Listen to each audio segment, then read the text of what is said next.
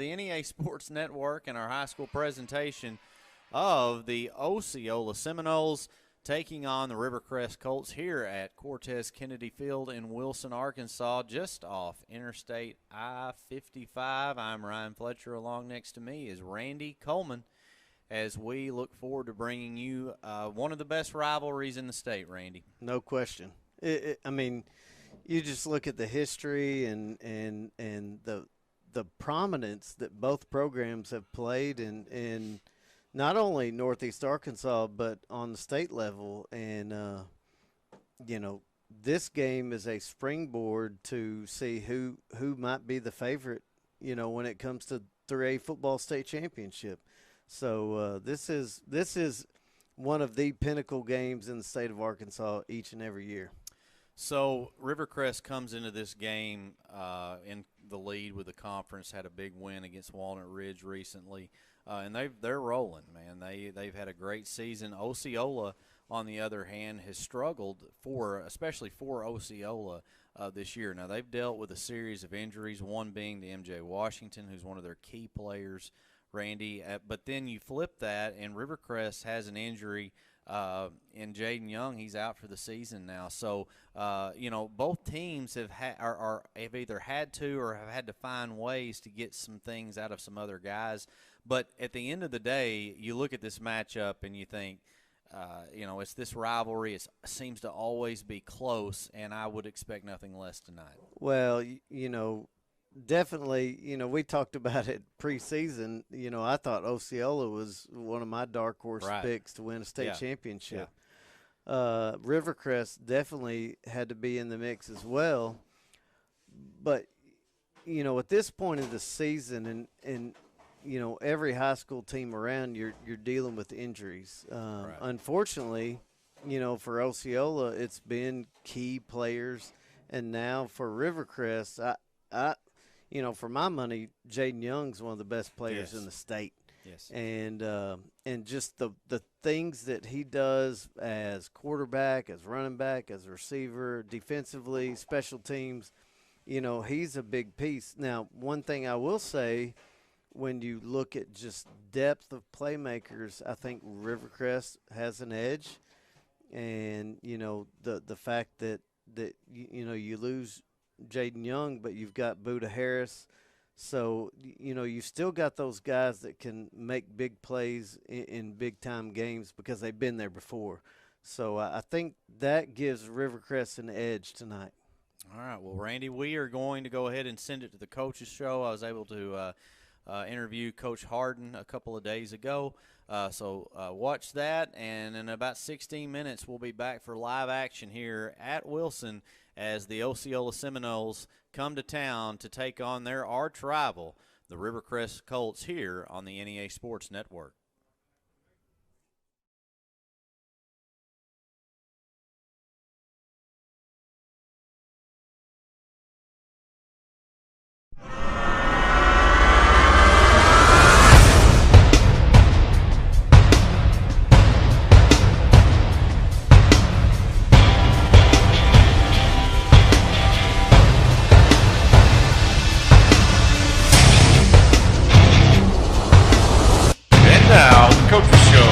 NEA Sports Network.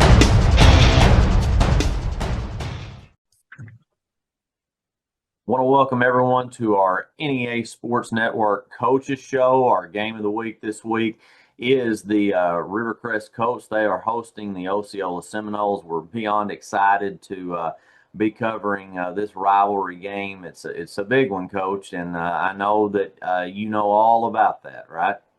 Yeah, it's like I said, this is my 12th year at Rivercrest. The Osceola Rivercrest matchup is always fun for the kids. It's always fun for the community. It brings the community together. It's stressful for the coaches, but like I said, it is fun for the kids and for the community. It's going to be a good ball game.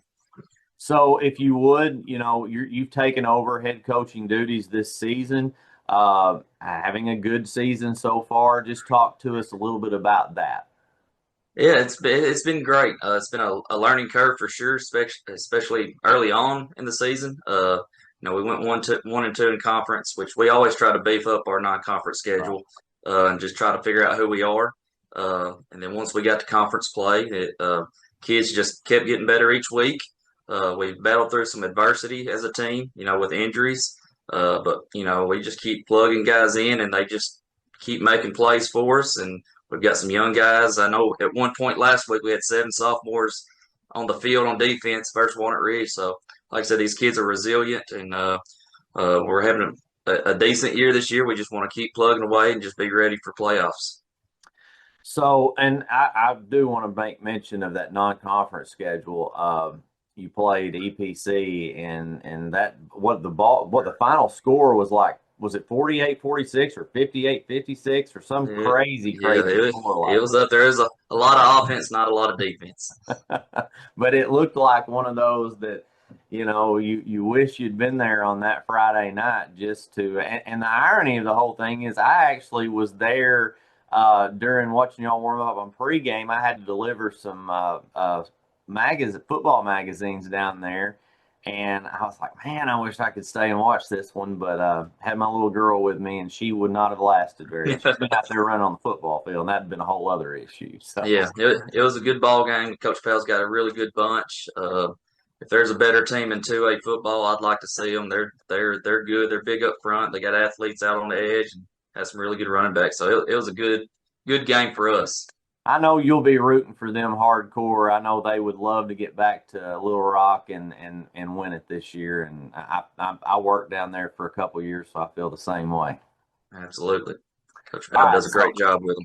Yeah. So transitioning now to this football game that we've got tonight with Osceola. Want to talk a little bit about your team, though, from an offensive standpoint. Kind of talk to us about, what that will look like, and tell us more about player personnel. Well, it always starts up front.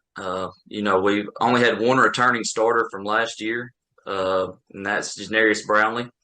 And he's been a key piece for us, as a senior. Big guy. He's a load. He moves people. But it was good to bring that experience back so he can kind of teach the younger guys, what to do. And we're starting a sophomore at right tackle, Dean Perrin. He's really good. He's going to be a really good football player for a long time for us. He's a big, strong kid. He's really good. Then we inserted Jason Sissel at center. It's his first time playing the position, but he has done great. And like I say, he's another big kid that can move people. And then left guard, we have Kendrick Brooks. He's about 6'2", 350, but he moves like he's 250. He can move for a big guy. And then we have another senior that hadn't played the position. He actually just played linebacker for us last year, but we inserted him at left tackle. So that front five has been good for us. I think we're averaging maybe 240 on the ground. And, that's what we like to do. We just like to stay balanced with running and throwing it. And then, of course, on the outside, you have Buda Harris. Buda is, he's one of the best players in the state, in my eyes. I know he's the best player in 3A. I know I'm a little biased with that, but he's a great ball player, great senior leader. He goes up and gets balls that most people can't. And then, we had Jaden Young playing quarterback for us, and unfortunately he went down with an injury versus Newport, and he's actually having surgery this morning. So prayers go out to him and his family for a good surgery. And then, but we've been rotating a quarterback in Jaden Ralph. He's a junior for us. We've been rotating him at quarterback all year. So once Jaden Young went down, he just came into the ball game and we didn't miss a beat, which was big for us. We have Kylan Sanders out on the edge. He can play receiver for us. He plays running back for us. We'll put him at sniffer back and he'll go block. He's just a team player. And then back at our running back spot, we got a sophomore in Lex Latham, and he has been the total package this year. He's made us go. It's been really good as an offensive play caller, as to have a guy right beside the quarterback you can just hand the ball to, and he can take it to the house at any moment. So offensively, we've been really good this year. We've been taking care of the football, been putting up some points, taking some pressure off the defense. So it's been good so far offensively. Defensively, I know you may have some that play on both sides of the ball, but talk to us a little bit about what that looks like. Well, the defense, we're getting better each week. People don't understand how young we are on that side of the ball. Like I said, we played 6 or 7 sophomores most nights. But like I said, we're getting better each week. Brody Cooper, who I want to mention starting off, he's a guy that didn't play probably the first 4 or 5 games, but we inserted him at defensive end against Hoxie. And as soon as we inserted him, we got better because he's just so aggressive. Not very big, but he is an aggressive kid. Like I said, he's a sophomore. We got about 5 or 6 others that play. I think we're senior heavy on the back end, which is good in the secondary. So Buddha plays back there at safety or corner, which is wherever we need him, and he gets us in the right places. And just from a special team standpoint, are y'all gonna we all kick extra points? You're gonna go for 2? You know, who punts for you? What does all that look like? We do kick extra points. We'll go for 2. It just really depends on how the game's going.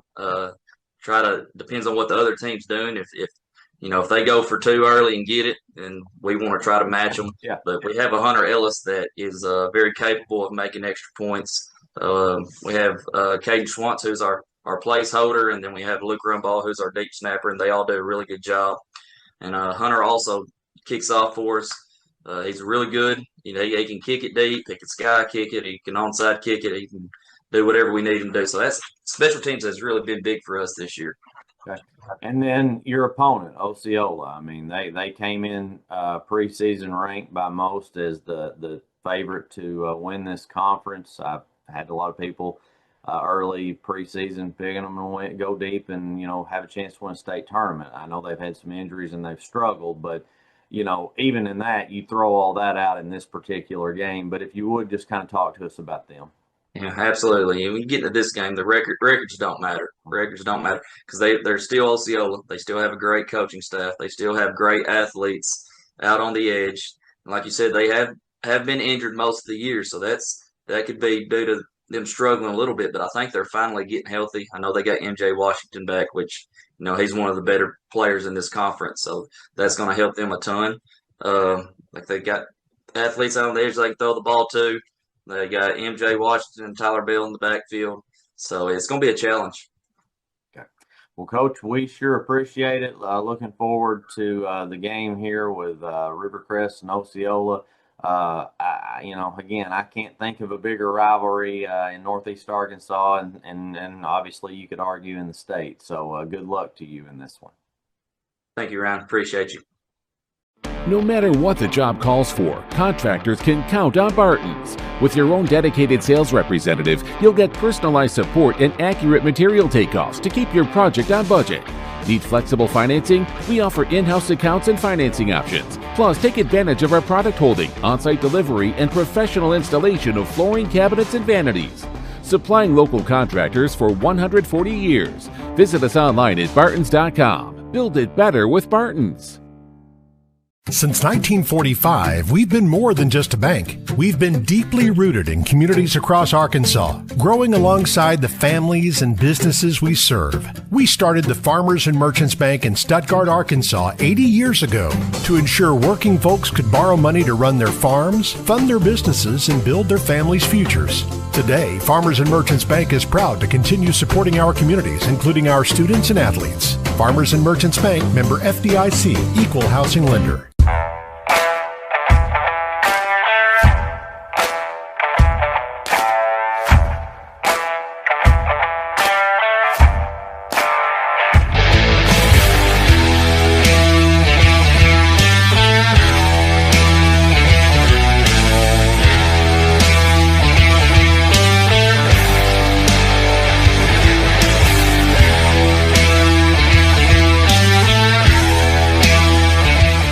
Hey, Northeast Arkansas, Central Dealerships is not one to brag, but actually we are. We're at the top of our game, bringing NEA incredible selection and exceptional service. To back that, Central was awarded yet again General Motors Mark of Excellence. From Chevy to Toyota, Nissan to Ford, we have the perfect ride waiting for you and the best service to get it to you. So find your next vehicle at a Central dealership today or shop us online.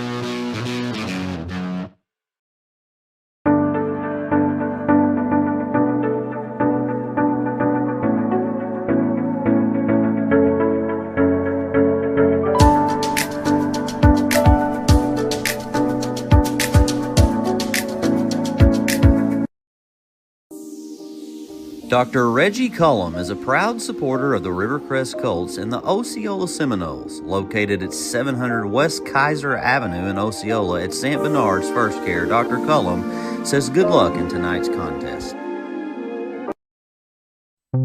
Guns Supermarket specializes in the groceries your family needs. Come visit us in Wilson, Arkansas and see what we have to offer. Whatever you're looking for, you'll find it at Guns Supermarket.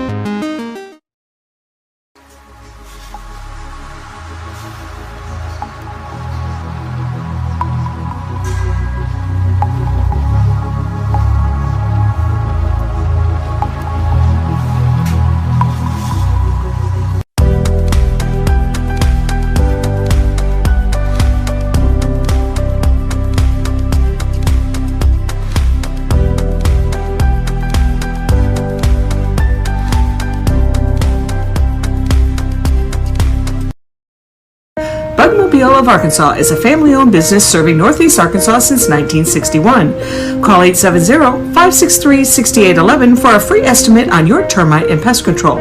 Bugmobile of Arkansas, we drive away your bugs. For 140 years, homeowners and DIYers have trusted Barton's for their home improvement needs. From small projects to remodels to building a home, our experts are here with the tools, knowledge, and advice to make your project a success. With 10 100% employee-owned locations across Northeast Arkansas and Southeast Missouri, delivery, installation, and free design services, Barton's is your trusted partner for every project. Visit us online at bartons.com. Build it better with Barton's. At Glen Sane, we've spent over 70 years trying to do things the right way, with honesty, heart, and hometown pride. With 4 locations across Paragould, Rector, and Kennett, we offer a wide selection of GMC, Chevy, Buick, and Ford vehicles, and service centers to keep them running strong. We're a family-owned business, and we treat every customer like one of our own, because after 70 years, that's what matters most.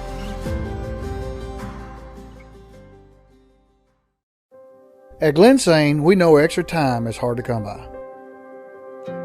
Your hands are full, your days are packed, and time doesn't slow down.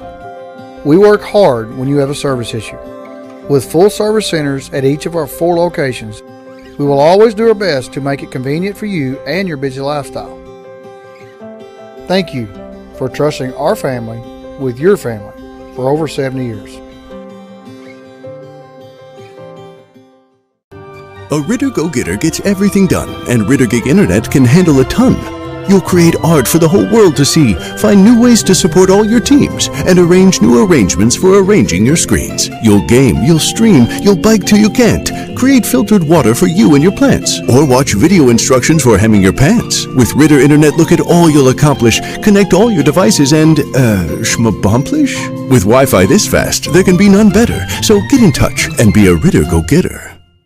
When you ask someone about their favorite show, there's a good chance it's on CBS or Fox, 2 of the most popular networks in the country. When you ask someone where they go for local news and information, they usually say Northeast Arkansas News. When you ask someone how they grew their business, they'll probably tell you they advertise with KJNB. When you add it all up, top-rated networks, local focus, and dynamic advertising, you get more than just a TV station. You'll get a hometown friend. KJNB. This is who we are. This is home.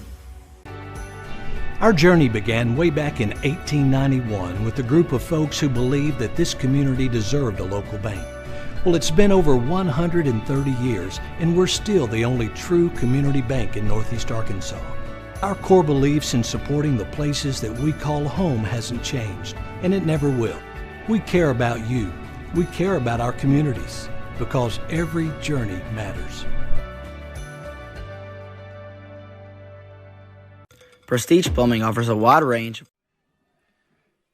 And we are back here at Cortez Kennedy Field.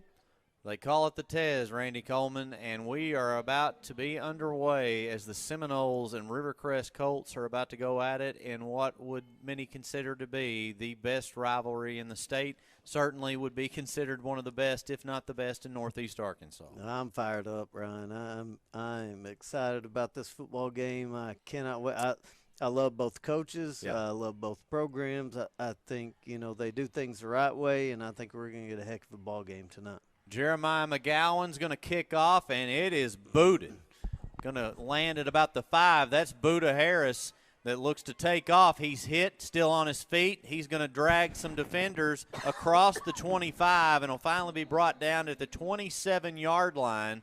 So a round of a return of about 22 yards on a nice kick by McGowan. And, Randy, we are underway. Here we go. This is going to be fun. Yeah. You know, Brett Harden stepping in for longtime coach Johnny Fleming, who, you know, just as nice a guy as there is and a great football coach, and he's, you know, kept it rolling. And so it's going to be fun to see what happens tonight. No doubt about that. Jaden Ralph. And he's hitting the backfield for a big-time loss. That's going to be a loss of, now they're going to, actually the line judge is going to come in and say that he got back to the original line of scrimmage, but it sure looked like it was behind the line. You know, a little bit of, it just didn't seem like it was just, you know, the ready for snap or whatever, just seemed a little bit shaky there to start. Yeah, you know, understandably so, too. This is a big game. Nerves are involved and a bunch of kids. And here we go. Send a man in motion. This time going to go handoff to Latham. He runs it to the left side, and he is close to the first down. I think he's going to be just a little bit short. Yeah, you know, and I've watched Rivercrest a couple times this year, and I will tell you that the one person that I think is kind of, you know, maybe underrated is Lex Latham. And you know, anytime you're that guy back there in the single back ball carrier, you've got a heavy load on you. And as a sophomore, I think he's been very, very impressive, even as a sophomore. This time, Ralph's going to set up under center, this time on an end around to Kylan Sanders, who's going to get a gain on the play. And they actually deemed that on that last play as a first down. So now it's going to be second down and about 6 yards. And you know, you just look across the board and you see a lot of good athletes on both sides of the ball, and you know, I love watching what play callers call the first series of the game, because you know it's something they've spent a lot of time on during the week. You know, in college, high school, or the pros, you do see a lot of teams score on that first possession, and now that you say that, that probably has a lot to do with it. There's a nice run, again, by Latham, and he's got a first down, and he's already at around 20 yards tonight. Yeah, and, you know, a lot of coaches script, you know, the first series, but no matter what, they do have a good idea based upon what they've seen on film during the course of the week. They've got a good idea of what they want to run and then make adjustments throughout the game. So you see what Coach Harden's really wanting to get involved right here early. Ralph hands off to Latham again, and this time he's hit just for about a gain of 2 to 3, but still positive yards for Rivercrest. And you know what you really like about him, you know, you see the quickness and the speed he has, but he's you know, coming in here, what's his size? He's 5'8", 160. You know, he's low to the ground. He's kind of hard to find in there, and he's a good-looking ball player. I've been very impressed watching him this year. And just a sophomore, that's impressive in itself. Go hand off to Latham again. This one up the gut, and a gain again of about 2. It's going to make it third down, and, you know, looking at potential 4-down territory right here as well. Ain't no doubt. You know, anytime you cross midfield and you've got the weapons that Rivercrest has, and I think that weighs heavily in that second down play call to go back to a run, and you know, Coach Harden knows he's got 2 downs to get this first down. Back out of the gun, Ralph. This time Sanders in motion. He's going to look over to the sideline. Play clock down to 13, so still plenty of time. Now receivers 2 over to the far side of the field. There's a pitch, and that's going to be a false start penalty that's going to go against Rivercrest. So that's going to scoot them back to close to the original line of scrimmage.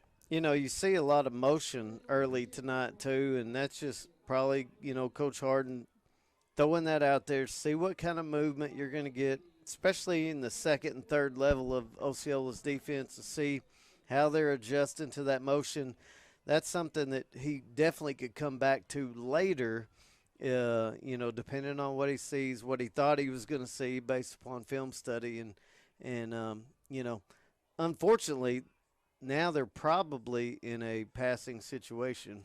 There's a pass that's overthrown and nearly intercepted. That would have been a pick six all the way, and that was Tyler Bell, who plays both sides of the field, Randy, and he is upset that he did not pick that. Yeah, no doubt. And, I did think to myself, that I said, unfortunately, you put yourself in a passing situation. I should have thought that, Buda Harris was out there, who comes into the game tonight with 55 receptions for 886 yards and 13 touchdowns. So well, Brett Harden says he's one of the best players in the state, and he is the best player in 3A.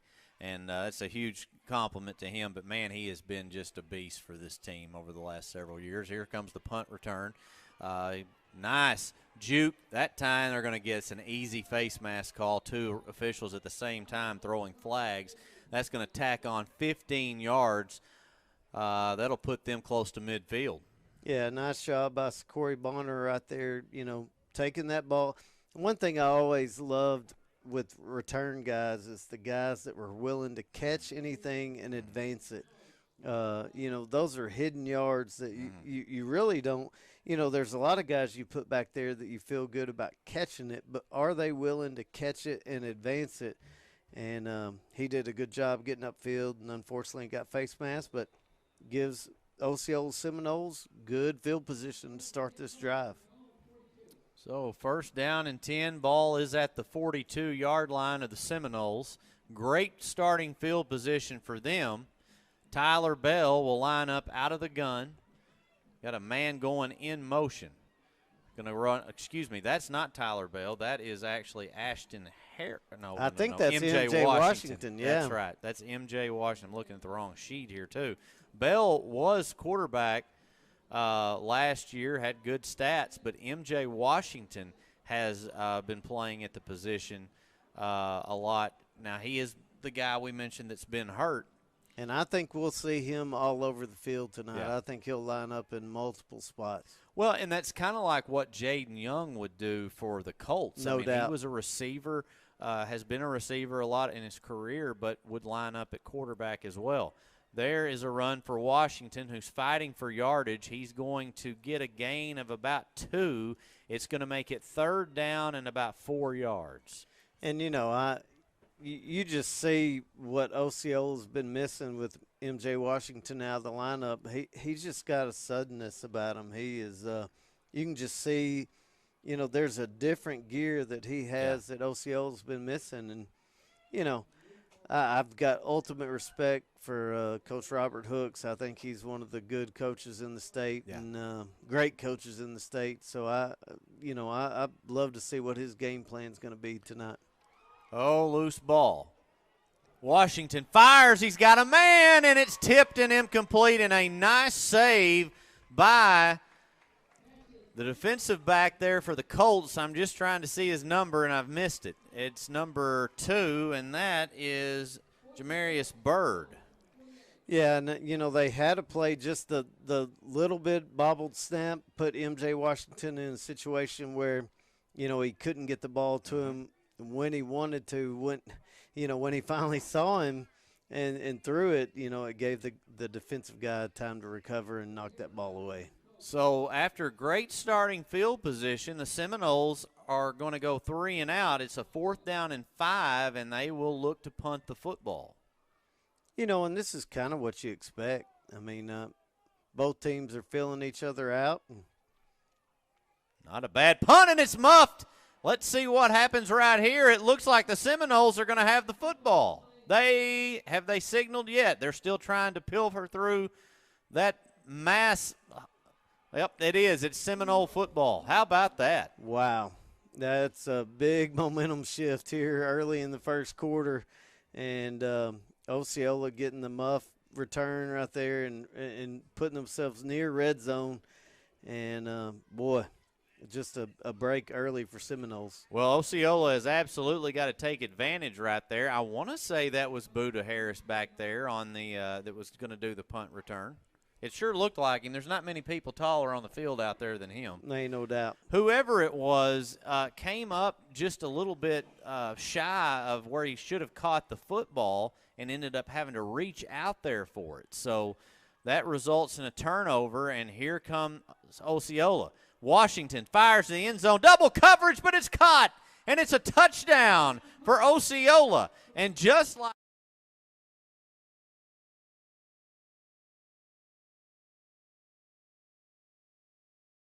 and I think that is, if I see that right, that's M.J. Washington to Tyler Bell on the touchdown pass. We see it here on the replay.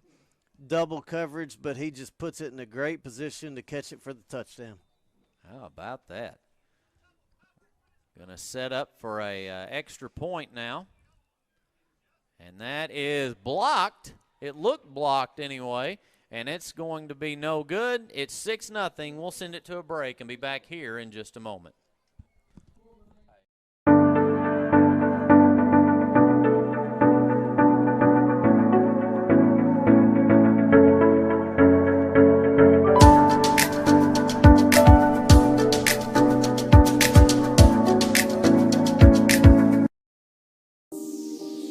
Dr. Reggie Cullum is a proud supporter of the Rivercrest Colts and the Osceola Seminoles, located at 700 West Kaiser Avenue in Osceola at St. Bernard's First Care. Dr. Cullum says good luck in tonight's contest. Guns Supermarket specializes in the groceries your family needs. Come visit us in Wilson, Arkansas and see what we have to offer. Whatever you're looking for, you'll find it at Guns Supermarket.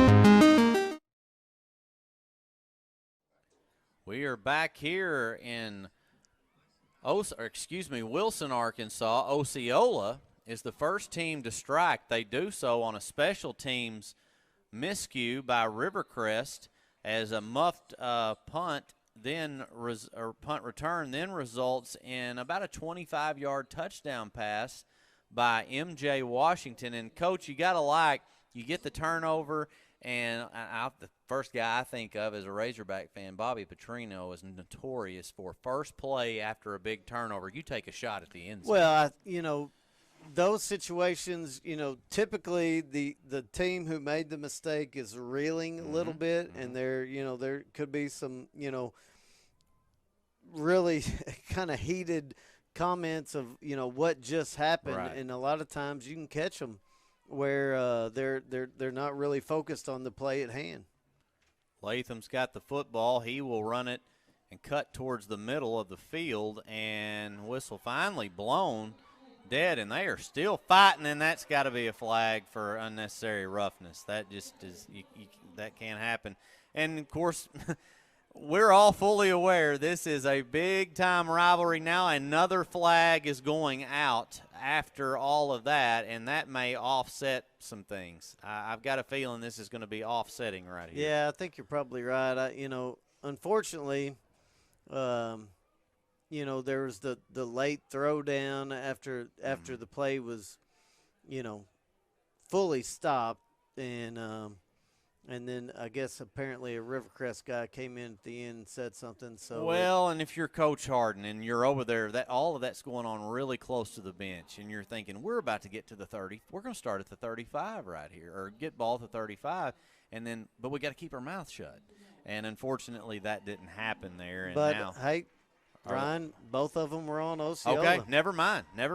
So the way the referee was talking to one of the Colt players, it made me believe that there was going to be the initial flags on Osceola and then was going to go against Rivercrest. But there's no doubt. How about that? I thought the same thing, Ryan. I thought it looked like, after the play that the way they were gesturing towards a Rivercrest player that it was going to the second flag was on Rivercrest, but no, and that puts them right down at the 23-yard line in great field position. And here's how terrible my math is I know it's a 15-yard penalty, but I said the 35. inside the 25 at the 23. Handoff to Latham. He's stuck.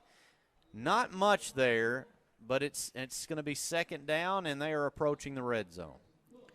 You know, I do like how Coach Harden's come out early and said, hey, we're going to try to establish the run. We're going to, Jaden Young's not in the game. We got a little bit more of we lose that dynamic player. We're going to rely on the running game, set up deep shots. You know they're going to take some shots to Buda Harris. And a little pitch play, this time cut back by Latham. And a nice run by him inside the 10. That's a first down, and they're going to have it 1st and goal. And, Ryan, I'm just telling you, the times that I've watched him this year, he is super impressive. And only a sophomore, I think he's kind of the silver bullet for him because you've got to pay a lot of attention to Buda Harris. You've got to pay a lot of attention to these other guys. Right. He's kind of that sneaky guy that hits you where you're not expecting it. So, again, 1st and goal, ball at the 10-yard line.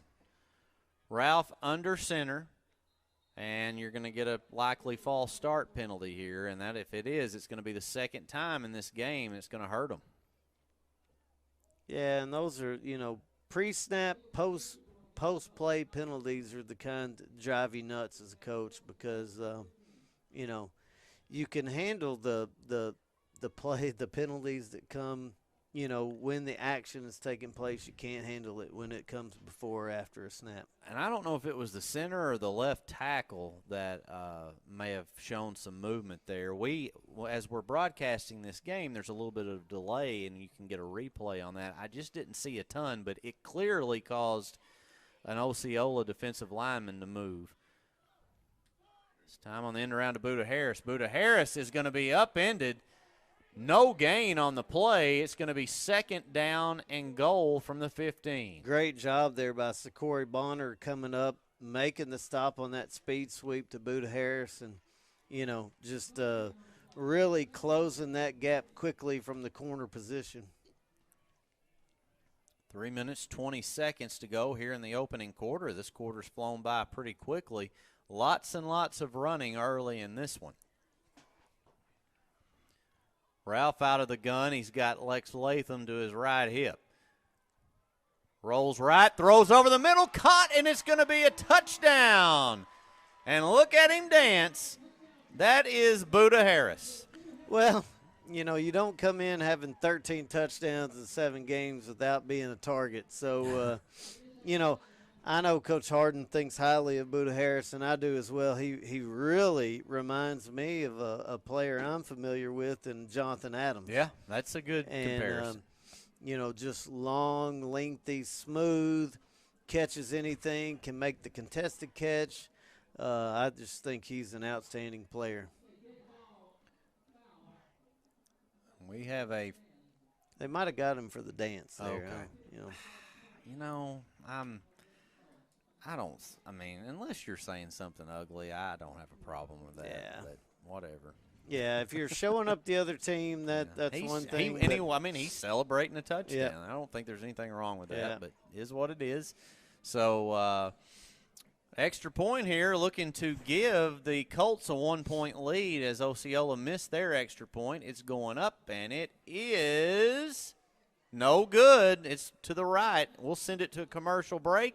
Be back here in a moment on the NEA Sports Network.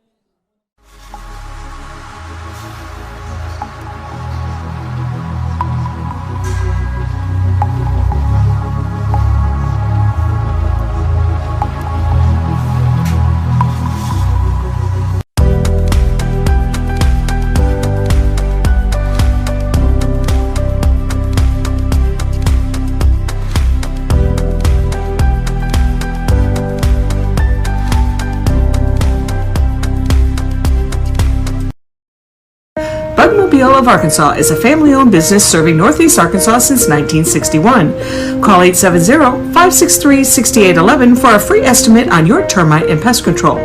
Bugmobile of Arkansas, we drive away your bugs.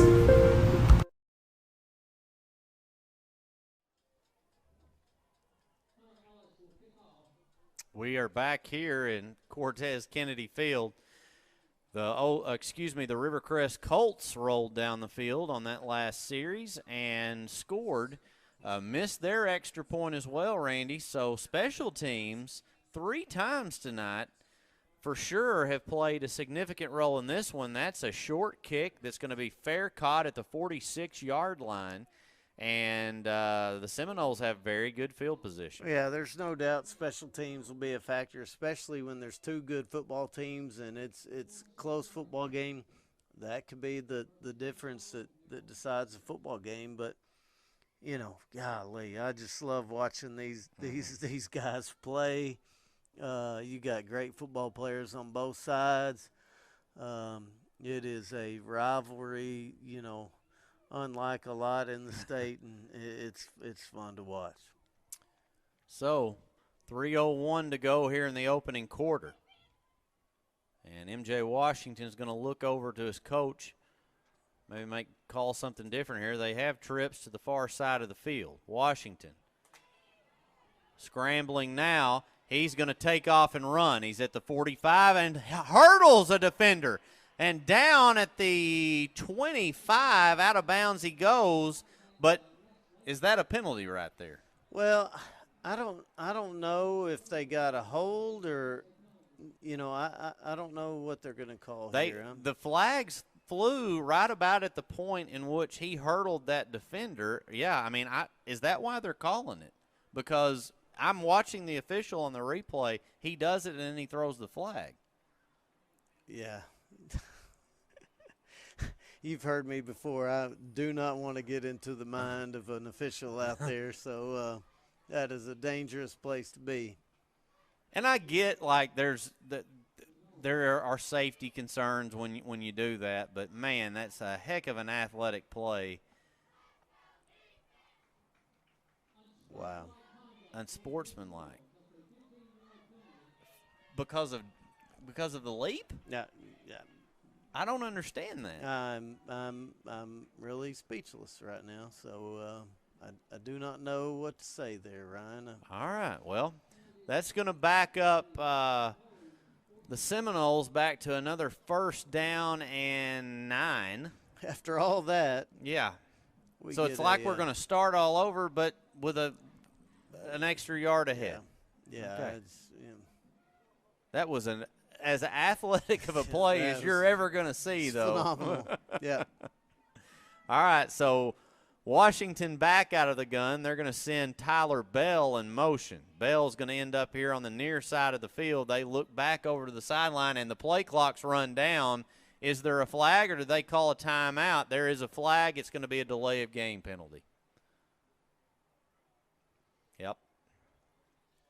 And that's one of those things that's frustrating as a coach because they took so long to decide the penalty that you don't know when they start that play clock. Yeah. So here we are, 1st and 14. Yeah.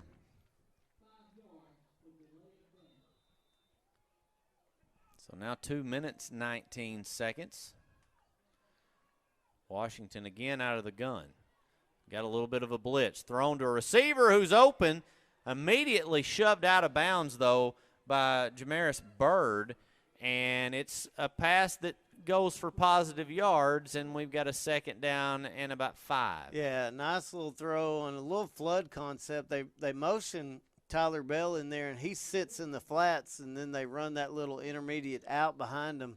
Just a great little concept by Coach Hooks, and nice throw and catch by Osceola. So it was A.J. Brown on the reception.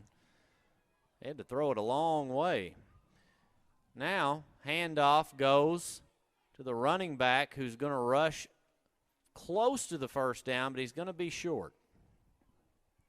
Yeah, just, that's one of those, we talked about it earlier where you're in a, 2nd and medium on the other side of the, field. Going to line up under center. And it looks like the Colts have jumped that time, and they're going to get a 1st down. Seminoles are going to get a 1st down out of this.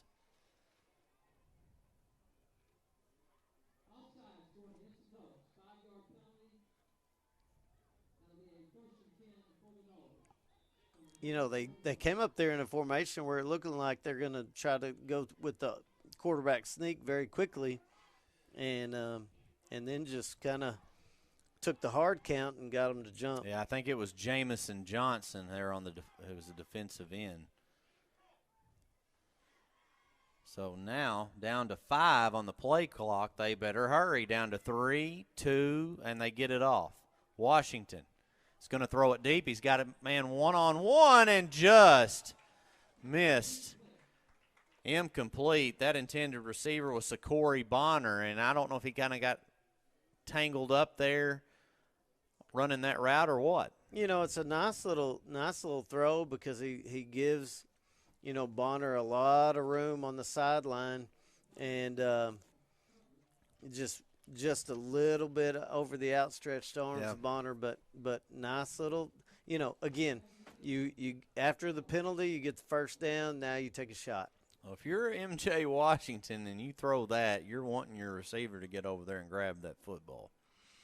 So it's going to be 2nd down and 10. Ball is at the 41-yard line. Back out of the gun. And everybody was loaded up to the right side. Washington went right, cut back towards the center, and he's got a positive gain close to 5 or 6. Yeah, just a nice little quarterback outside zone right there by Osceola. And, you know, you see the patience by MJ Washington. He's setting up those blockers while he's running right. Sees the defender, you know, show color outside and cuts it back up inside for a nice 5-yard gain. That really is a good point you make. You know, he just kind of bided his time and allowed that play to kind of come to fruition and then cut back towards the middle. So 3rd down and 5 yards to go at 30 seconds to go in this quarter. Washington looks to take it all the way. He will, and he'll slide forward for a 1st down inside the 30, close to the 26-yard line, and that will stop the clock momentarily. We'll just see if they decide to go to the end of the quarter or if they'll run another play. Yeah, and it's a nice little inside zone action. I wonder if it's a read play where they're reading like a defensive tackle because he rides the running back there and he's diving right, and then MJ goes left. You know, a lot of, you know, out in the olden days, you know, you would run the veer and you would read that defensive tackle and run the triple option. Doing it out of the shotgun is a little variation of it, but just a really good concept right there by Coach Hooks. I think the official is asking folks up in the they're trying to get the play clock reset. They've ran down several seconds on the game clock, though, now down to 6. And I don't know if they're trying to get it reset. No, we're going to end this quarter. So after a quarter of play, both teams are tied at 6-all here on the NEA Sports Network.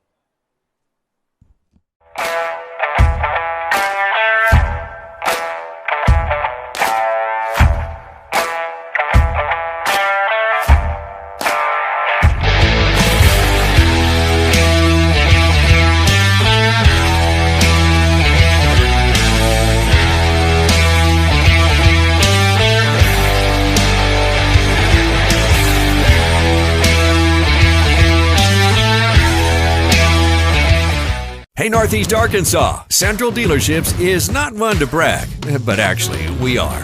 We're at the top of our game, bringing NEA incredible selection and exceptional service. To back that, Central was awarded, yet again, General Motors Mark of Excellence. From Chevy to Toyota, Nissan to Ford, we have the perfect ride waiting for you and the best service to get it to you. So find your next vehicle at a Central dealership today or shop us online.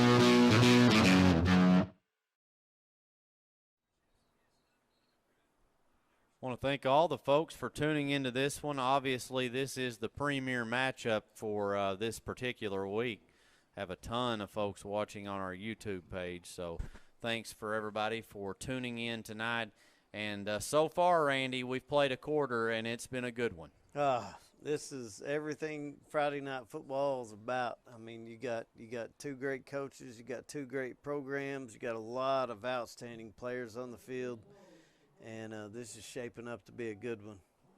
No doubt about that. So Osceola certainly in striking distance. They send the running back in motion. Washington, and that's the guy right there. It's going to be a touchdown of 27 yards, and that goes right into the hands of Kamaja Poole, and I hope I said that right. Yeah, you know, they motion that guy out and fake the little quick screen like he's going to go out there to block and then run him up the sideline. Just an outstanding play call, outstanding design, good throw, good catch, touchdown Seminoles.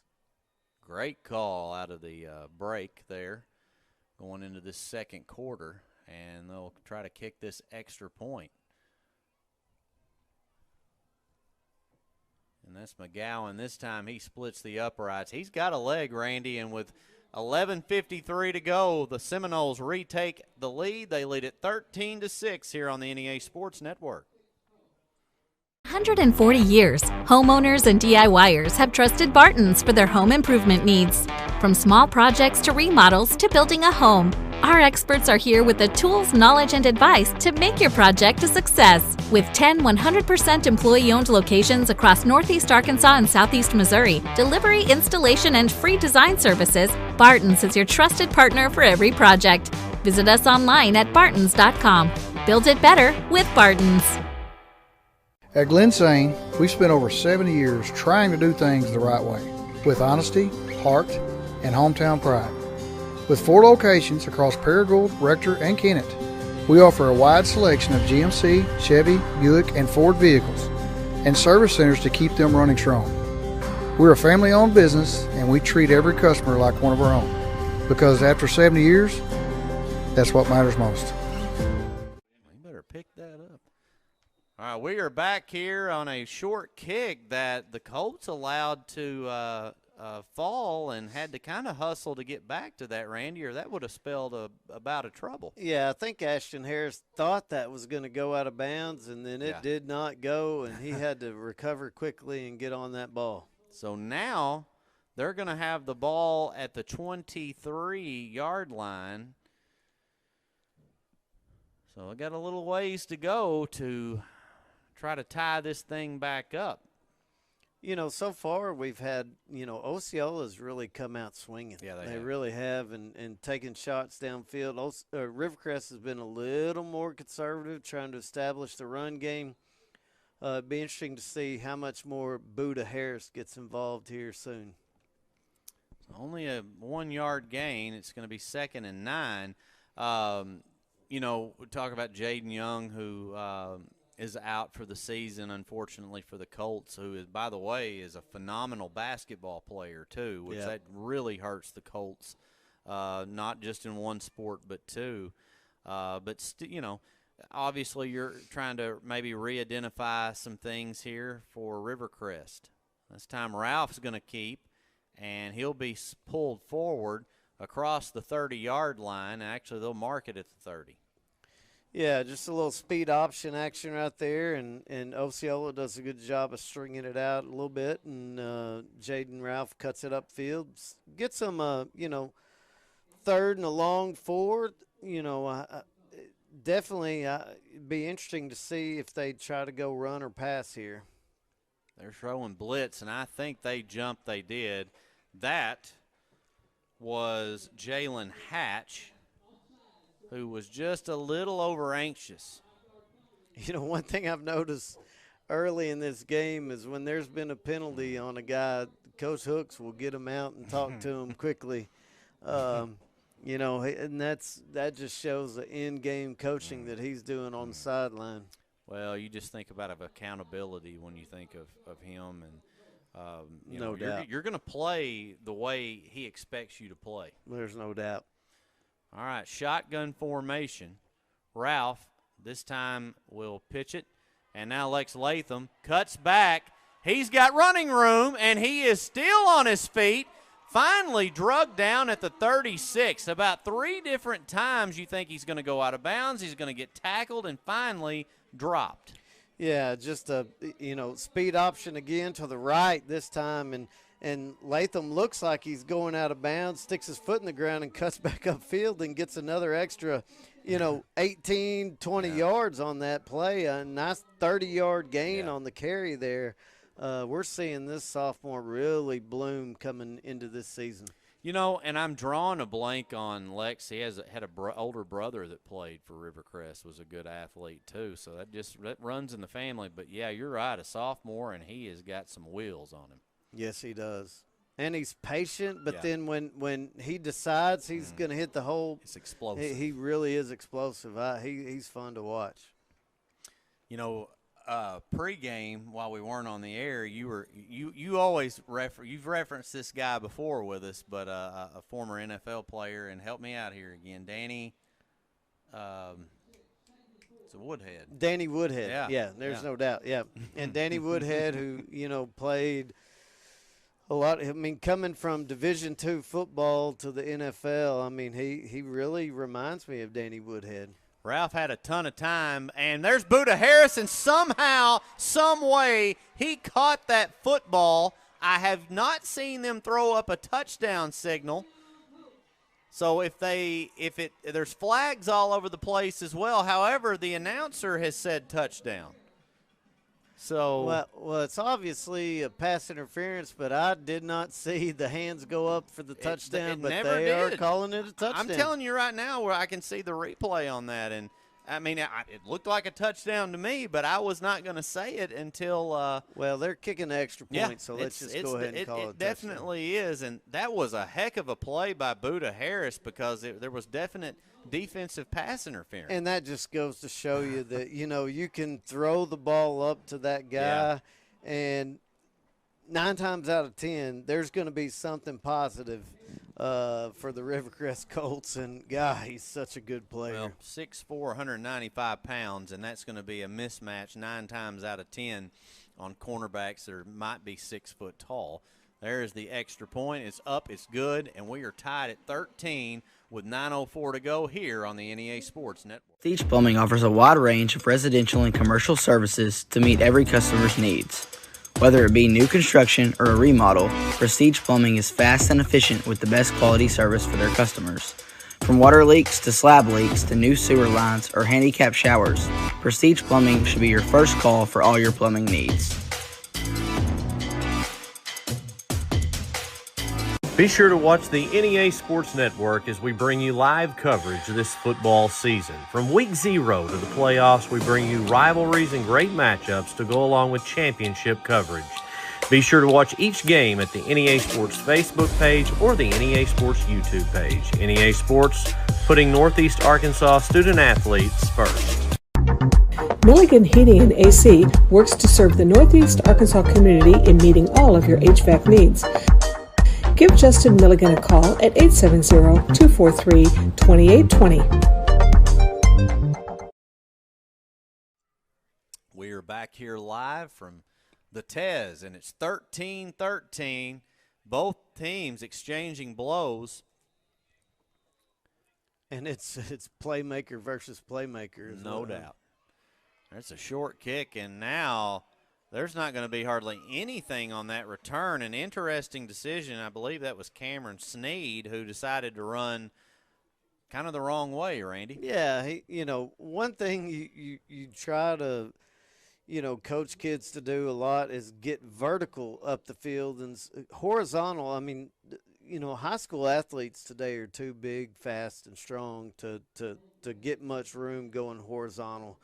And, it's kind of that natural backyard feel where you think, I can outrun this guy to the side, but typically it doesn't work out for you. No, and it's not just one guy you're probably trying to outrun. You don't see those other guys flying down the field. And if he goes forward, maybe he gets 5 to 10 yards there versus I don't know if they got anything.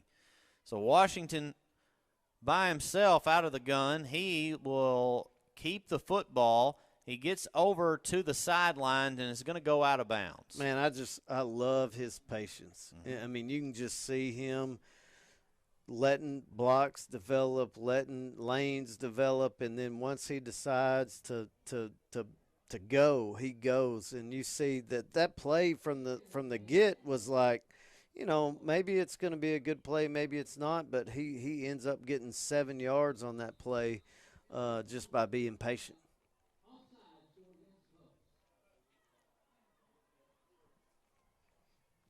And we've seen them do that several times tonight, where they,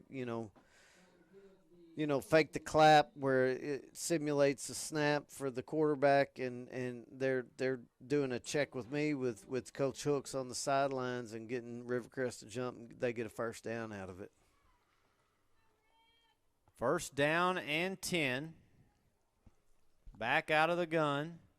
Bobbled, and somehow the running back comes away with it, but now everybody's just in a big mob of players, and it's going nowhere. Lucky for Osceola that they held onto the football as Poole was able to harness that thing in. Yeah, and, really the two big negatives for Osceola tonight have been in the center quarterback exchange. And, normally that might be under center, but with Osceola it's in the gun, and that puts him in second and long. Washington looking, and now he has to scramble. He's in trouble. This time he's going to put some positive yards into it. It looks like, after he initially could have possibly went down for a loss. It's going to be third down and long. Yeah, and I will tell you this, that, it's not a bad play for Osceola to let MJ Washington sit and look to find a man downfield, and if it's not there, then take off running. It's almost like, I'm going to check one read, and then if it's not there, I'm gone. And it's been a good play so far tonight for Osceola, and it was a good play right there. Unfortunately, he was unable to break that last tackle and only gets 2 yards out of it. So 3rd and 10 is what they say. Washington is going to turn it upfield. They have yet to bring him down. Look at Washington go. He plows through multiple defenders, still on his feet, and finally he is going to be wrapped up. They're going to blow it dead. That is just a pure display of strength by MJ Washington.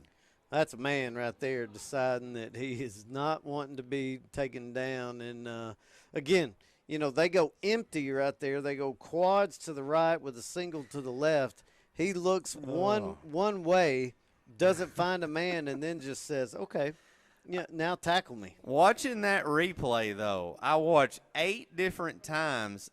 Now, it could have been a couple of different guys was able to get back to him, but get hands on him and can't get him down. There's a flag that's being thrown right now, and I don't know if that's going to go as a sideline warning against Osceola or not. Well, that's going to be an illegal substitution play. That, with no huddle teams, it's a little tricky because you can't have 12 in the formation and then run them off late. They would say that was deception.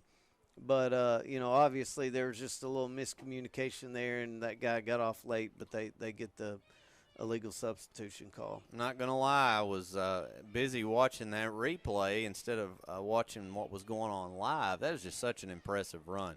Washington is being blitzed. He now gets through those 2 defenders, and he turns it up down the sideline, and that's going to be a first down for the Seminoles. Yeah, and again, they go empty. This time they're quads to the left. He takes a look. Rivercrest is sending more men than they have to block, and he just makes them miss and gets up the field for a 14-yard gain. Well, I'll tell you what that reminded me of, Randy, and I love the Hogs, but that had a little Talon Green look to it, where you look like you're about to absolutely be sacked by 3 guys. You make a strong move and blow right by them. No doubt. Again, he's blitzed, throwing in the air, and they're going to throw a flag there. It's going to go likely to be defensive pass interference. And they're calling it a catch, too. Really? So they sure are. It's going to see is it pass interference on Rivercrest, and they're going to decline that and take it right there at the 1-yard line, 1-foot line. He did catch it. There's no question about it. That's a great catch and a great throw, put in a great spot. Yep, and they declined the penalty, and now it's first and goal at the 1-foot line for Osceola. Wow. I did not see who caught that ball. At this point, I've missed it as well. There's a play. I haven't seen a signal yet, and it's going to be short. So 2nd down and goal. Yeah, just a nice job by Rivercrest's defensive line right there of, thwarting the quarterback sneak. They try to run up there quickly and get it done, but they don't get it in. Still no signal. Still a lot of movement. Did they get in? It doesn't look like it. No, they call it a touchdown. There it was. It was late, but it is a touchdown for Osceola. That's far away from me, Randy.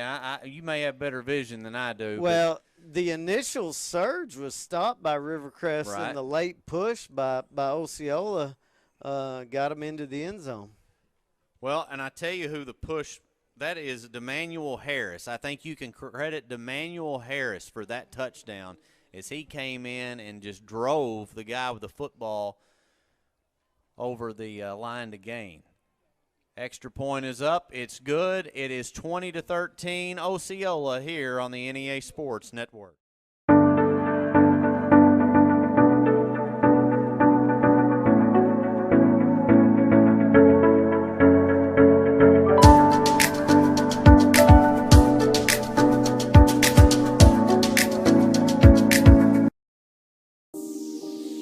Dr. Reggie Cullum is a proud supporter of the Rivercrest Colts and the Osceola Seminoles, located at 700 West Kaiser Avenue in Osceola at St. Bernard's First Care. Dr. Cullum says good luck in tonight's contest.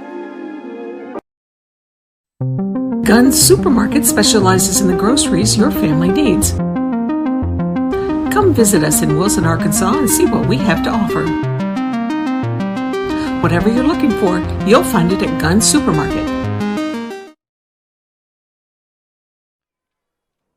Jeremiah McGowan looks to kick off here for the 3rd time tonight. He boots it. This time it's a low liner, and there is a flag. And I think we're, just a couple Osceola guys on the right side of the kickoff team got a little bit past the ball there on the kickoff. They're going to make them kick it again. Well, Randy, you and I have been craving a close football game that's been good, and at least here midway through the 2nd quarter, we have gotten every bit of that so far. Yes, we definitely have gotten everything that we've been wanting. We've been seeing playmakers be playmakers, and you've seen 2 coaches really working the chess match of a football game, and it's been everything we've been hoping for.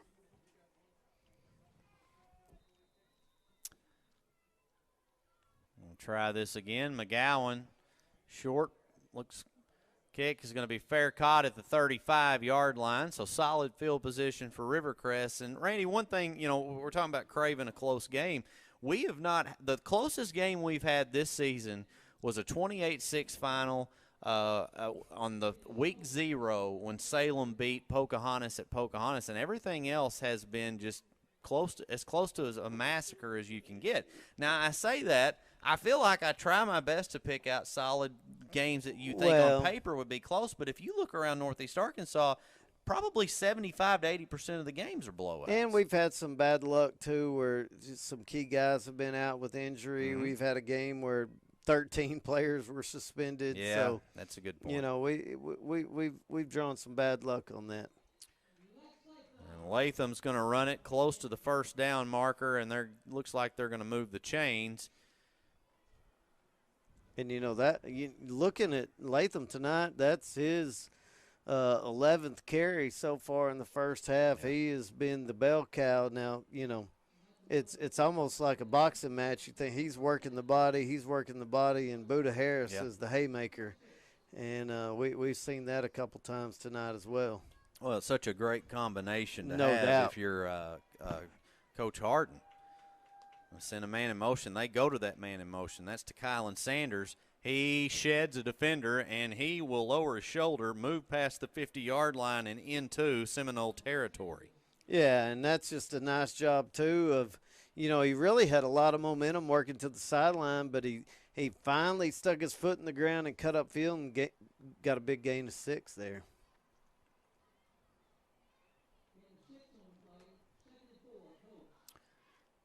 And they've used that motion a lot tonight. They have. Really effectively. And Coach Harden's doing a nice job of using that, to combat kind of, how they could single in on Lex Latham. My goodness. Lex Latham, it's just like it's watching a needle thread.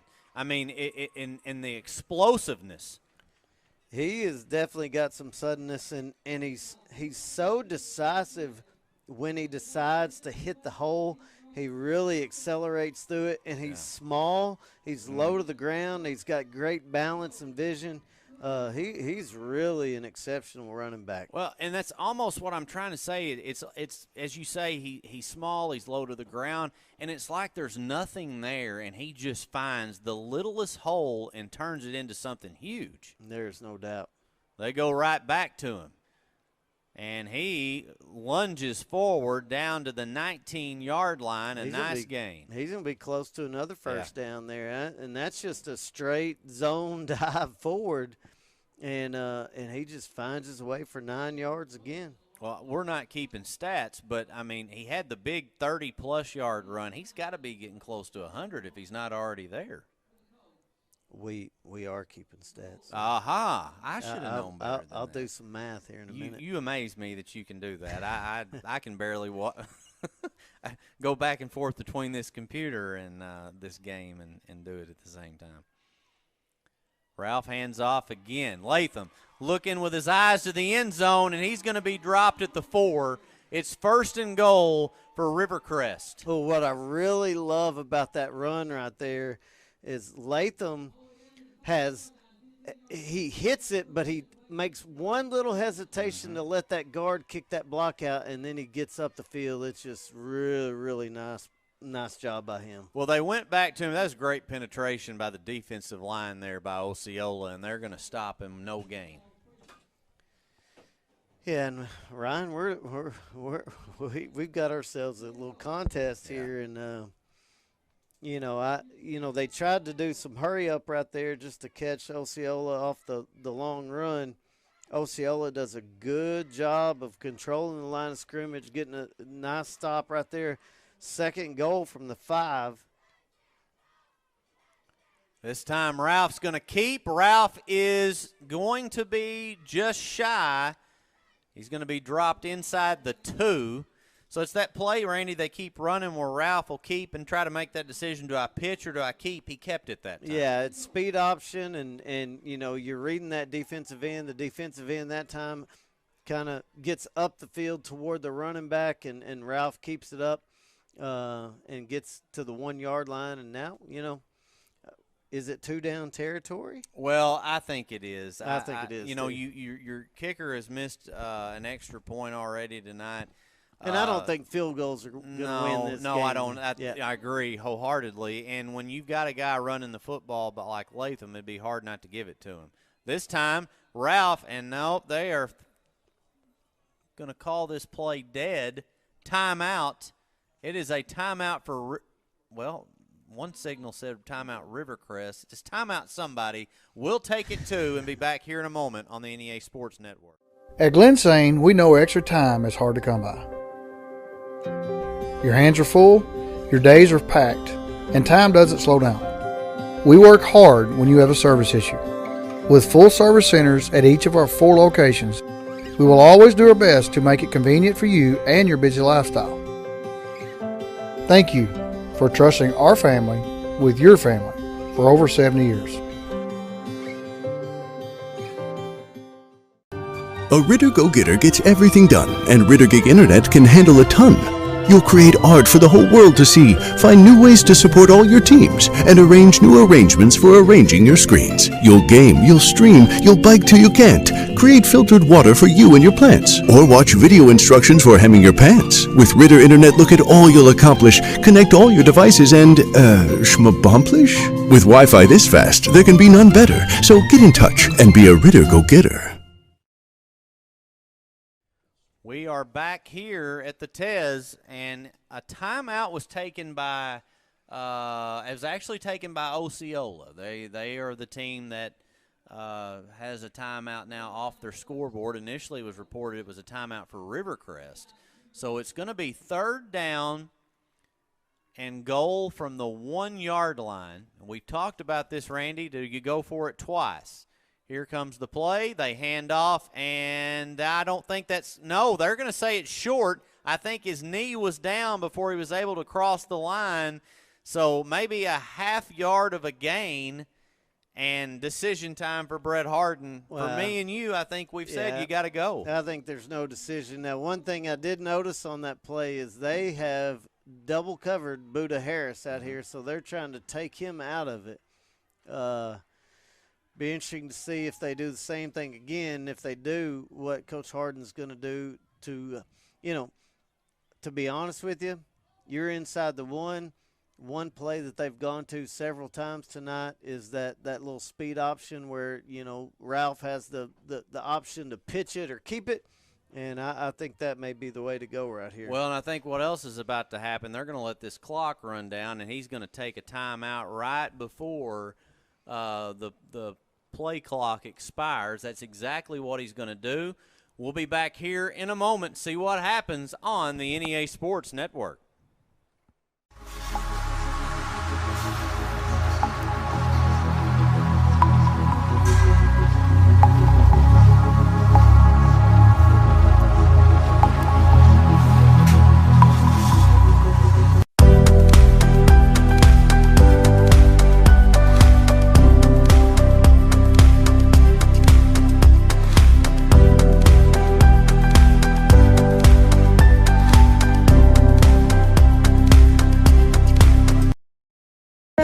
Mobile of Arkansas is a family-owned business serving Northeast Arkansas since 1961. Call 870-563-6811 for a free estimate on your termite and pest control. Bug Mobile of Arkansas, we drive away your bugs. Back out of the break, a timeout taken by Coach Harden. It is 4th down and 1. That's less than 1 yard. It's a half yard to go. Down 7 points, Randy. This is a big play here in this first half. Yeah, and this is where you really miss Jaden Young. You're right. When you're lining him up at the quarterback position and you've got somebody that can run or throw. Here they go, handoff, and he is going to walk it in. That's going to be a touchdown, Lex Latham, and touchdown, Rivercrest. And just a nice job again of using that motion just to get eyes on that guy, and then they run power in behind it. Latham gets in behind the guard, and he's in the paint. It was a gaping hole there as well. Big hole. Great job by the offensive line. All right. Well, we'll see an extra point, and they mean a lot right now. We've seen both teams miss already tonight, and down by 1, you need it. I'm just wondering where in the world is – He's putting a shoe on. Oh, okay. Well, he's got 15 seconds to get over there. That is, by the way, Hunter Ellis. So now down to 7, and Coach Harden may have to take a timeout. No, they're going to get it off. The kick is up. The kick is good. We are tied 20-all, 1:30 to go in the first half on the NEA Sports Network. Get ready for action. Glenn Zane, Empower, NEA Sports, Temple Baptist Church, and KJNB are excited to present the 2025 Northeast Arkansas Basketball Media Day, Wednesday, November 12th. Experience it firsthand as we sit down with players and coaches to preview the upcoming season. It all happens live. You don't want to miss it. Wednesday, November 12th. Go to the KJNB Facebook page to catch the 2025 Northeast Arkansas Basketball Media Day event live. KJNB, this is home. We are back here at Cortez Kennedy Field. 1:30 to go in the first half, and it is 20-all as the Colts and Seminoles continue to exchange blows. And I tell you, the story of the night, Randy, MJ Washington, Buda Harris, and Lex Latham. Those are the 3 names you think of when you think about this football game so far. Yeah, there's no doubt. And here's what I'm thinking. Did they leave too much time? And Osceola has a minute and a half to work with right here. You just wonder what Coach Hooks is thinking as he's going. A lot could depend on this kick. Well, they kick it. It's going to land at the 25. It's bobbled. That's trouble. Now picked back up, and they are going to be brought down inside the – well, they're going to mark it at the 16 because they're going to give them forward progress. But, you make a very good point, and that happens. And that could be your answer there because, where if you get the ball 30-yard line plus, you can be a little more aggressive, back in this spot with you may take a shot, probably, see what you can do, run game here, and see if you get a little explosive play, get you out of, your own end zone, and then see if you got room to take a shot downfield. But I would say after second down here, you're going to find out if how aggressive Osceola is going to be. Well, the Colts got the football to start the game, so Osceola is going to get it to start the second half. Washington throws, and that is dropped. That is a drop pass by A.J. Brown, who was wide open and had a chance to pick up the first down. Hey, and M.J. Washington's got a strong arm. Say. I mean, you're throwing from the far hash on an out route completely across the field. That is a good-looking throw. Unfortunately, he just didn't come up with it. It was a bullet.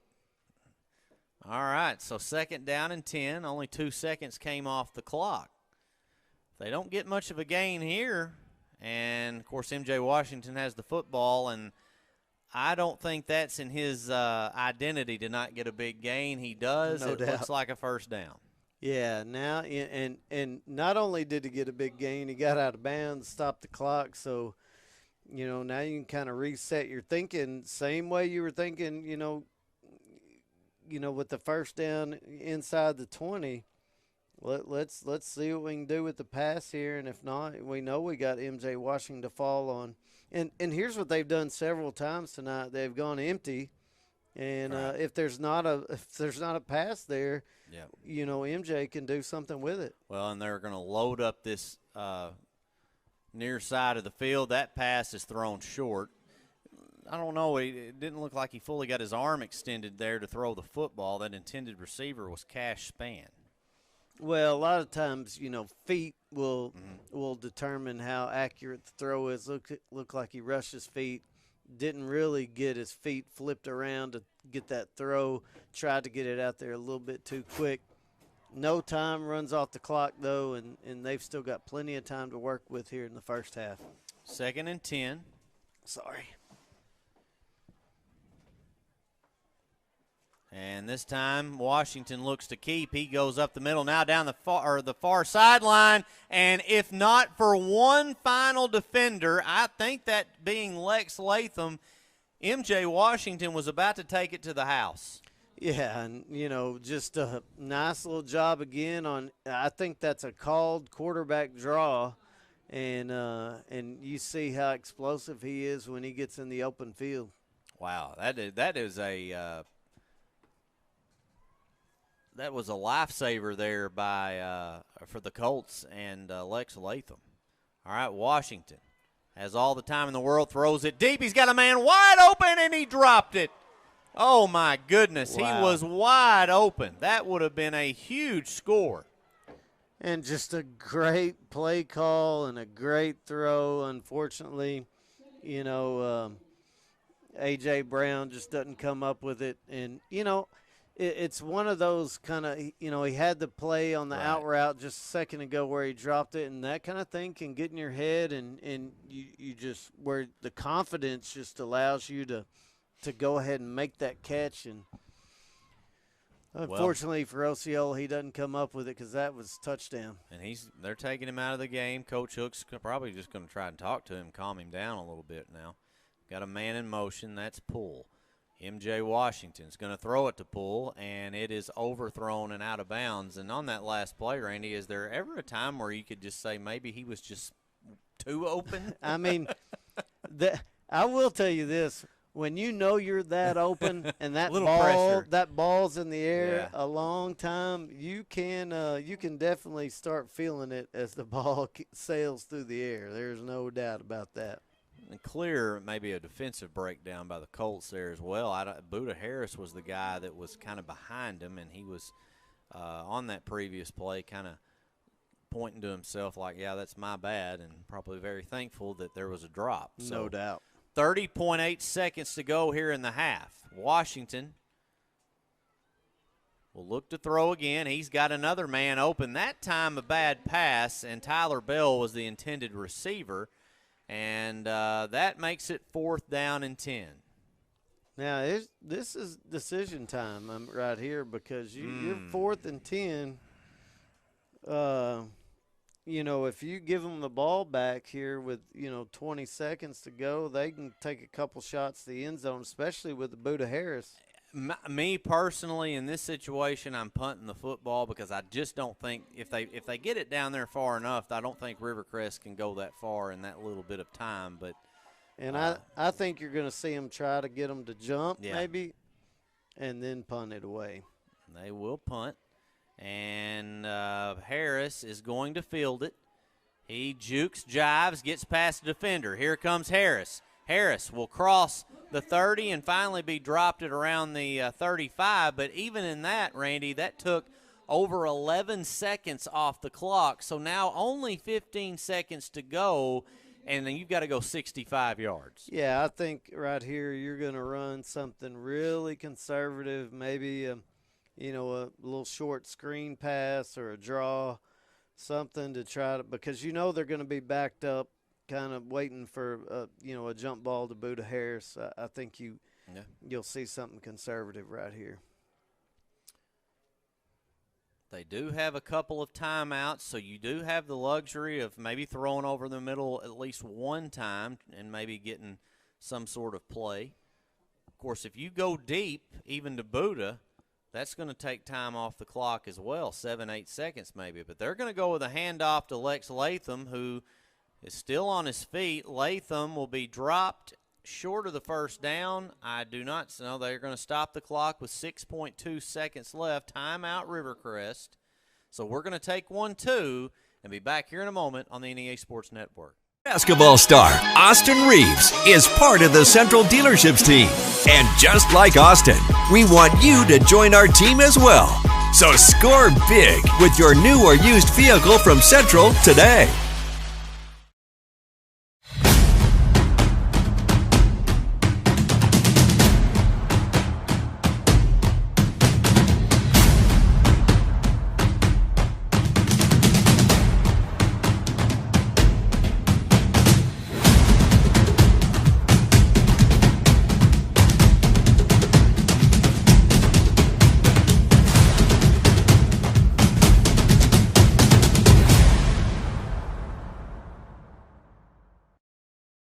Central Dealerships is not one to brag, but actually we are. Central was awarded, yet again, General Motors Mark of Excellence. We have the perfect ride waiting for you and exceptional service. So find your next vehicle at a Central dealership today. We have returned here just in time. Going to go with a quick pass to the far sideline. Buda Harris has it. Buda Harris still on his feet, and that is the end of the half, though. That play took just a little bit too long to develop. But, Randy, we have seen a great contest through 2 quarters. We are tied 20-all. Just before we go to the halftime break, your thoughts so far? Well, this is everything we wanted this game to be and more. I mean, 2 heavyweights going at it. Throw the records out. Yeah. These are 2, tradition-rich programs with great football players and great coaches, and this is what you're going to get when you got that kind of, lineage behind you. So for Football Media Day back in July, I did an interview with 2 players from Osceola and 2 players from Rivercrest. Rivercrest being Buda Harris, Jaden Young, Osceola being MJ Washington, Tyler Bell, and they were together.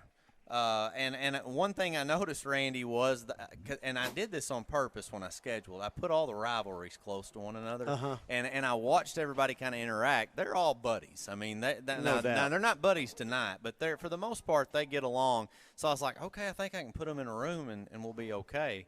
And as you see there on the field, MJ Washington's being helped off. And he's walking on his own, so hopefully he is okay. But getting back to say that they are the halftime interview. They talk about this rivalry. They talk about this specific game. They made their own predictions of what it was going to be. Awesome. And it was funny. It was funny watching them interact. By far, it's been my favorite halftime interview. It's about a 6-minute interview.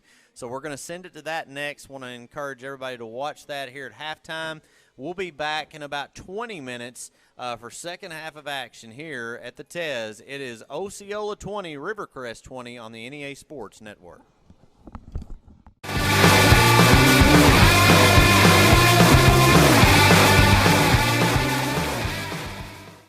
This season on the NEA Sports Network, we'll have one of the best rivalry matchups in the entire state with Rivercrest and Osceola. We got 2 from each team right here.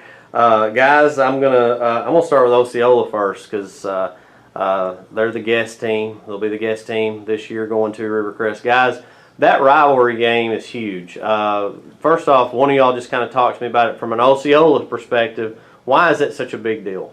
We like 10 minutes up the road. Most of us grew up around each other. And, it's just always been like a bragging rights game. It's gonna be fun to watch, fun to play. It's gonna be a good game. MJ, y'all play each other, on the gridiron, on the hard court, multiple sports, all that. It's a dogfight every time y'all play. How important is that game on y'all's schedule? It's an important one. Of course, you don't want to lose because, hey, we all right here together, and you're going to have to hear it every day. Yeah. But also, those are our brothers over there, but when it comes game time, we know what time it is. So it's going to be a good game, and I feel like you don't want to hear that all throughout the week if you lose, or if you win, you'll want to hear it. But if you lose, you don't want to hear it. But it's a confidence booster also. So if you beat your rival, it give you a little confidence going into the next week and further on in the season. Okay. Go to the Rivercrest side, guys. Buddha, I mean, first off, it's typically when y'all play each other, most times for a conference championship. So, it's always a big game. Talk about it being a big game, not just because it's a rivalry, but because y'all are always 2 of the best. I mean, I feel like whoever win the game, like you said, going to win the comfort. And whoever win the comfort going to be set up better to go to the state championship game and make a run later on in the season. Jaden, what would it be like, there's a few years ago, I think it was a COVID year, basketball, y'all ended up in the state championship, and like of all years, that would have been the greatest thing to watch play out, and then they had to cancel it because of COVID. Y'all both got a state championship out of it, which was great, but how cool would it be for y'all to meet up in a state championship scenario? I think it'd be an exciting game for both teams because we grew up talking about it. Just a good kid playing against each other would be exciting. Talk to me about, from a Rivercrest perspective, what does that in the community leading up to that Friday night look like? I mean, are people talking about it? Are people on y'all like, hey, y'all got to take care of this one? What does that look like? Everybody asking us about it, asking who's gonna win, asking how it feel. Just, I feel like it's been building up for so long.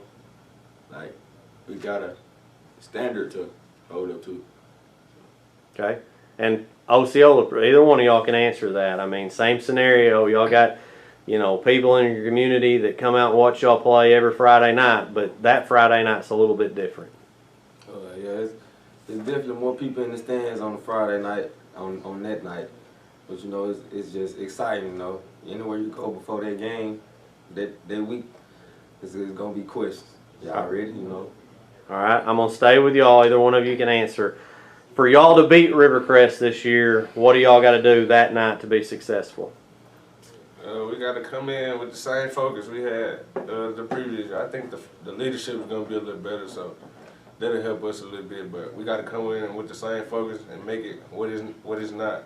we can't make it bigger than what it is. Okay. Rivercrest side of things. Same scenario. What do y'all got to do? Feel like be aggressive, physical out the gate, and don't let up, because they don't let down. Okay.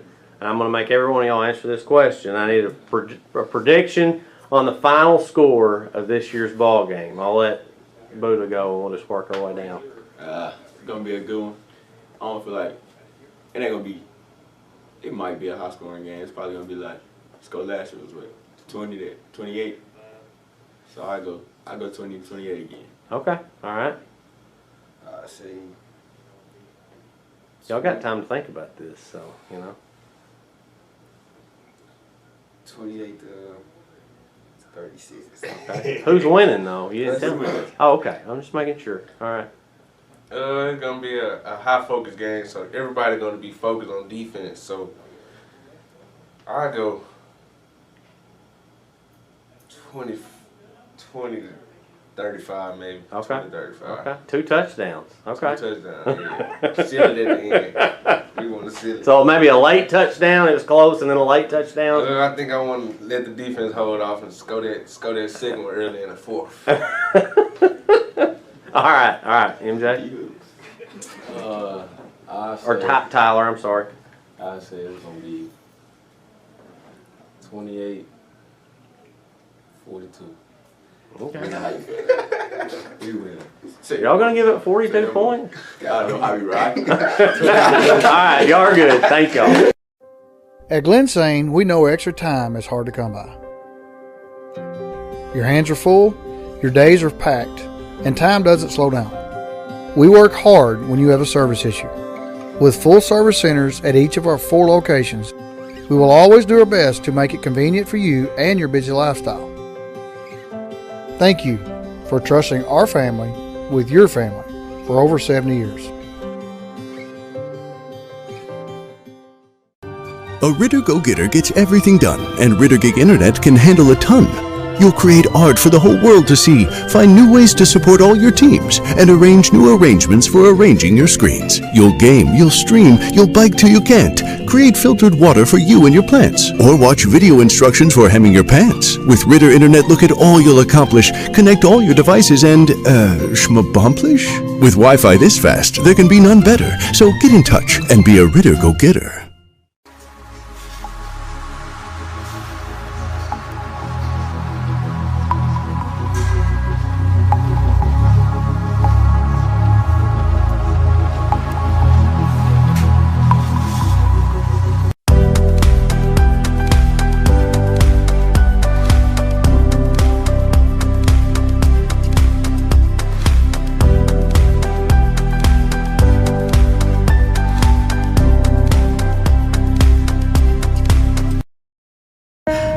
Osceola of Arkansas is a family-owned business serving Northeast Arkansas since 1961. Call 870-563-6811 for a free estimate on your termite and pest control. Bugmobile of Arkansas, we drive away your bugs.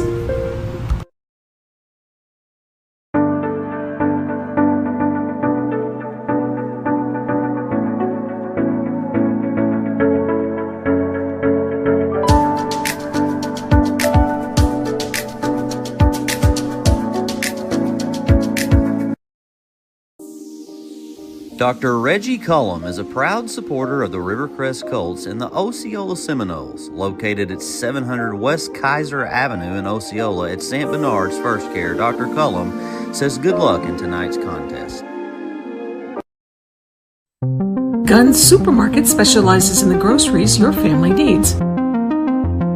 Come visit us in Wilson, Arkansas and see what we have to offer. Whatever you're looking for, you'll find it at Guns Supermarket. No matter what the job calls for, contractors can count on Barton's. With your own dedicated sales representative, you'll get personalized support and accurate material takeoffs to keep your project on budget.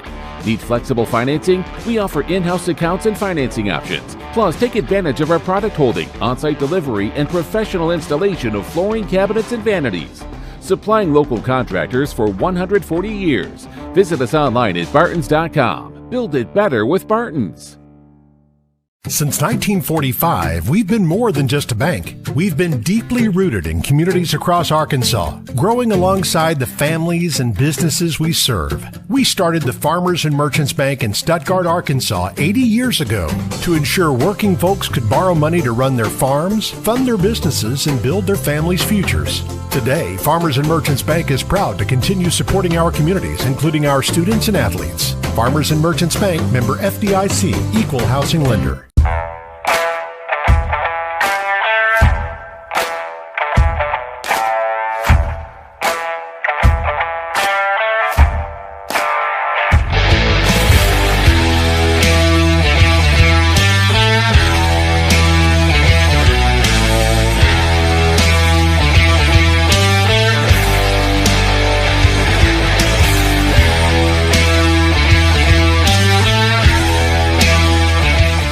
Hey, Northeast Arkansas, Central Dealerships is not one to brag, but actually, we are.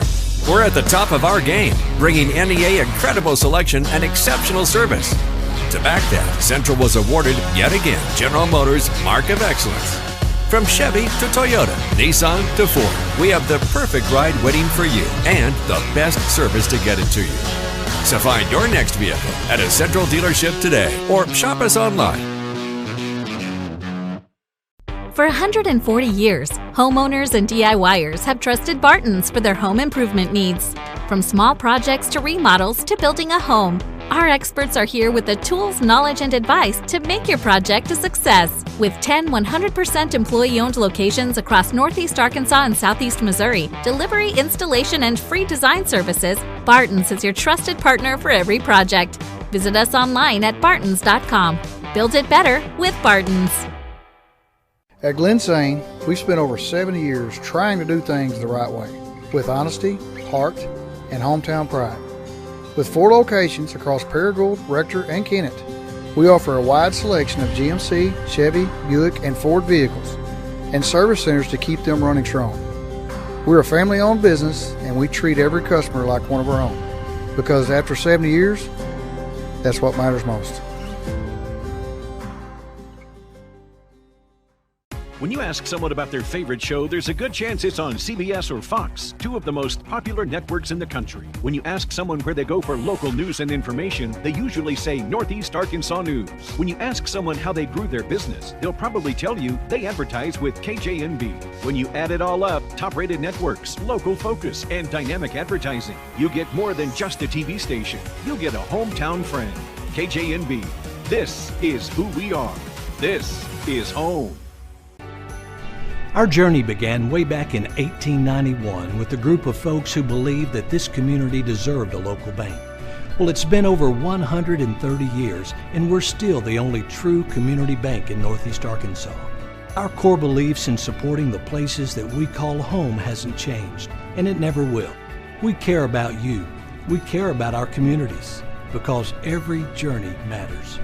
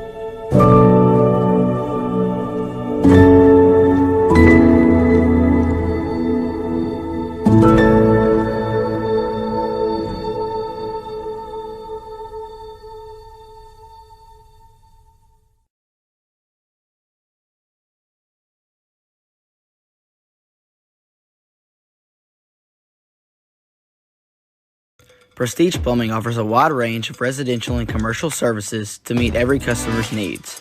Whether it be new construction or a remodel, Prestige Plumbing is fast and efficient with the best quality service for their customers.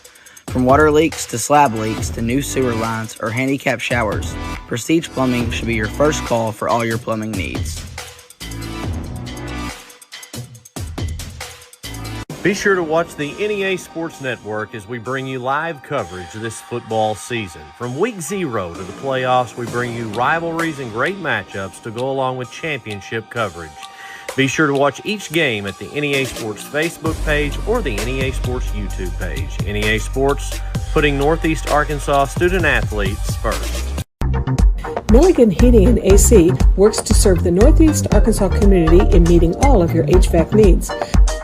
Give Justin Milligan a call at 870-243-2820. Local basketball star Austin Reeves is part of the Central Dealerships team. And just like Austin, we want you to join our team as well. So score big with your new or used vehicle from Central today.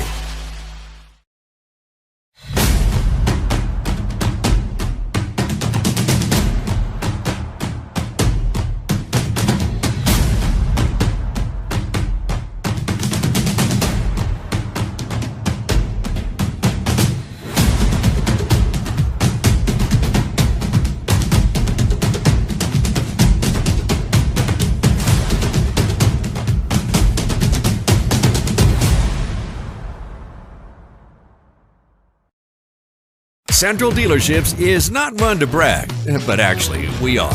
Central was awarded, yet again, General Motors Mark of Excellence. We have the perfect ride waiting for you and exceptional service. So find your next vehicle at a Central dealership today.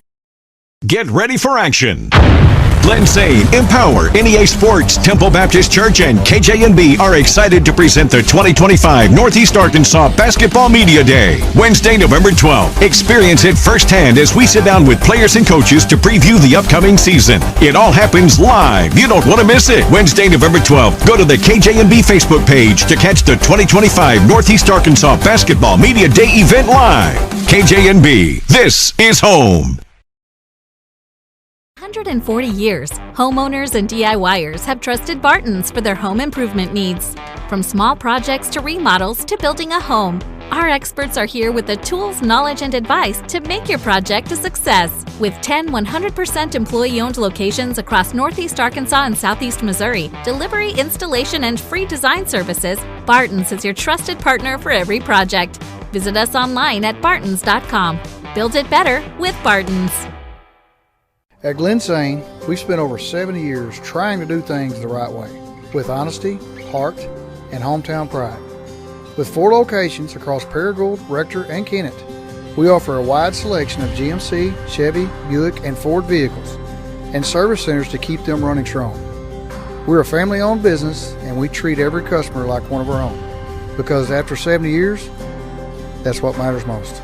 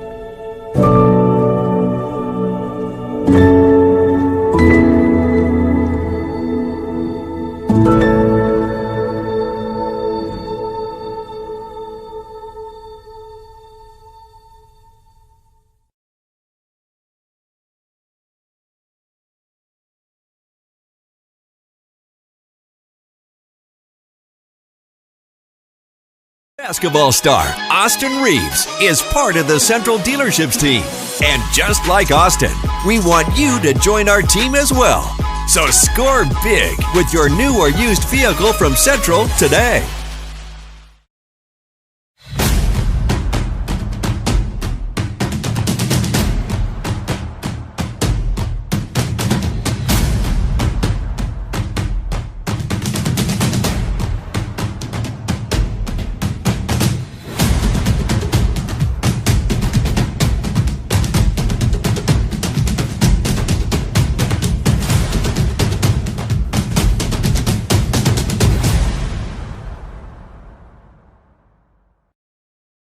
Central Dealerships is not one to brag, but actually, we are.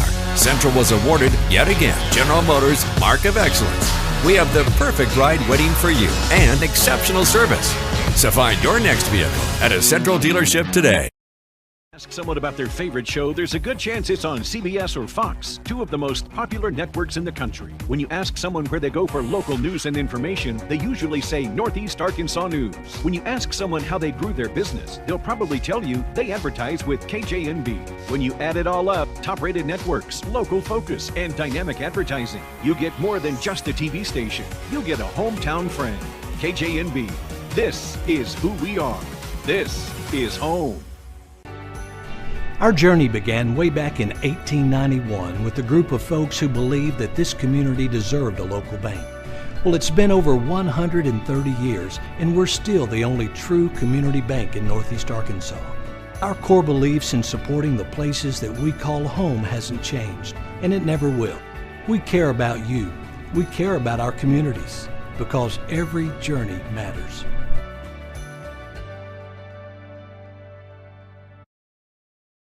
Get ready for action.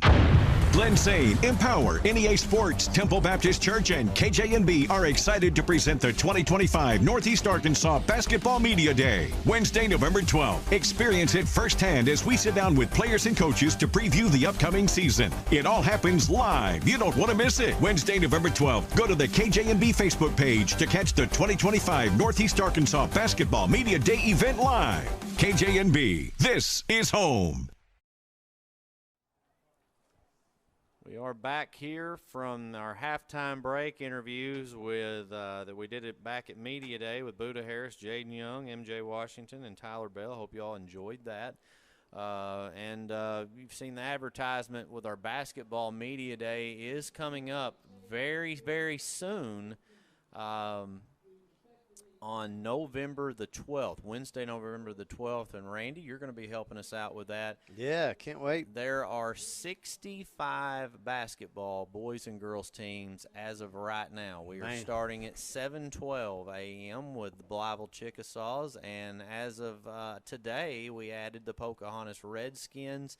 They are our last team up around 5 p.m. At some point, we do have to stop because they have church service on Wednesday nights at Temple, and they might, say you've got to go. Yeah, so.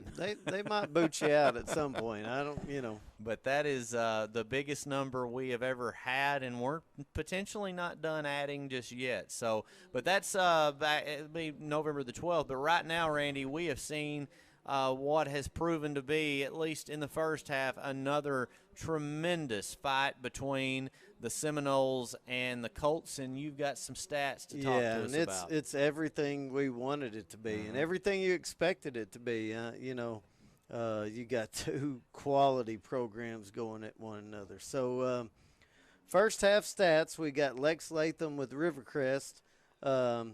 He has 18 carries for 148 yards and a touchdown. There you go. Yeah. And Buda Harris has 3 receptions for 68 yards and 2 touchdowns.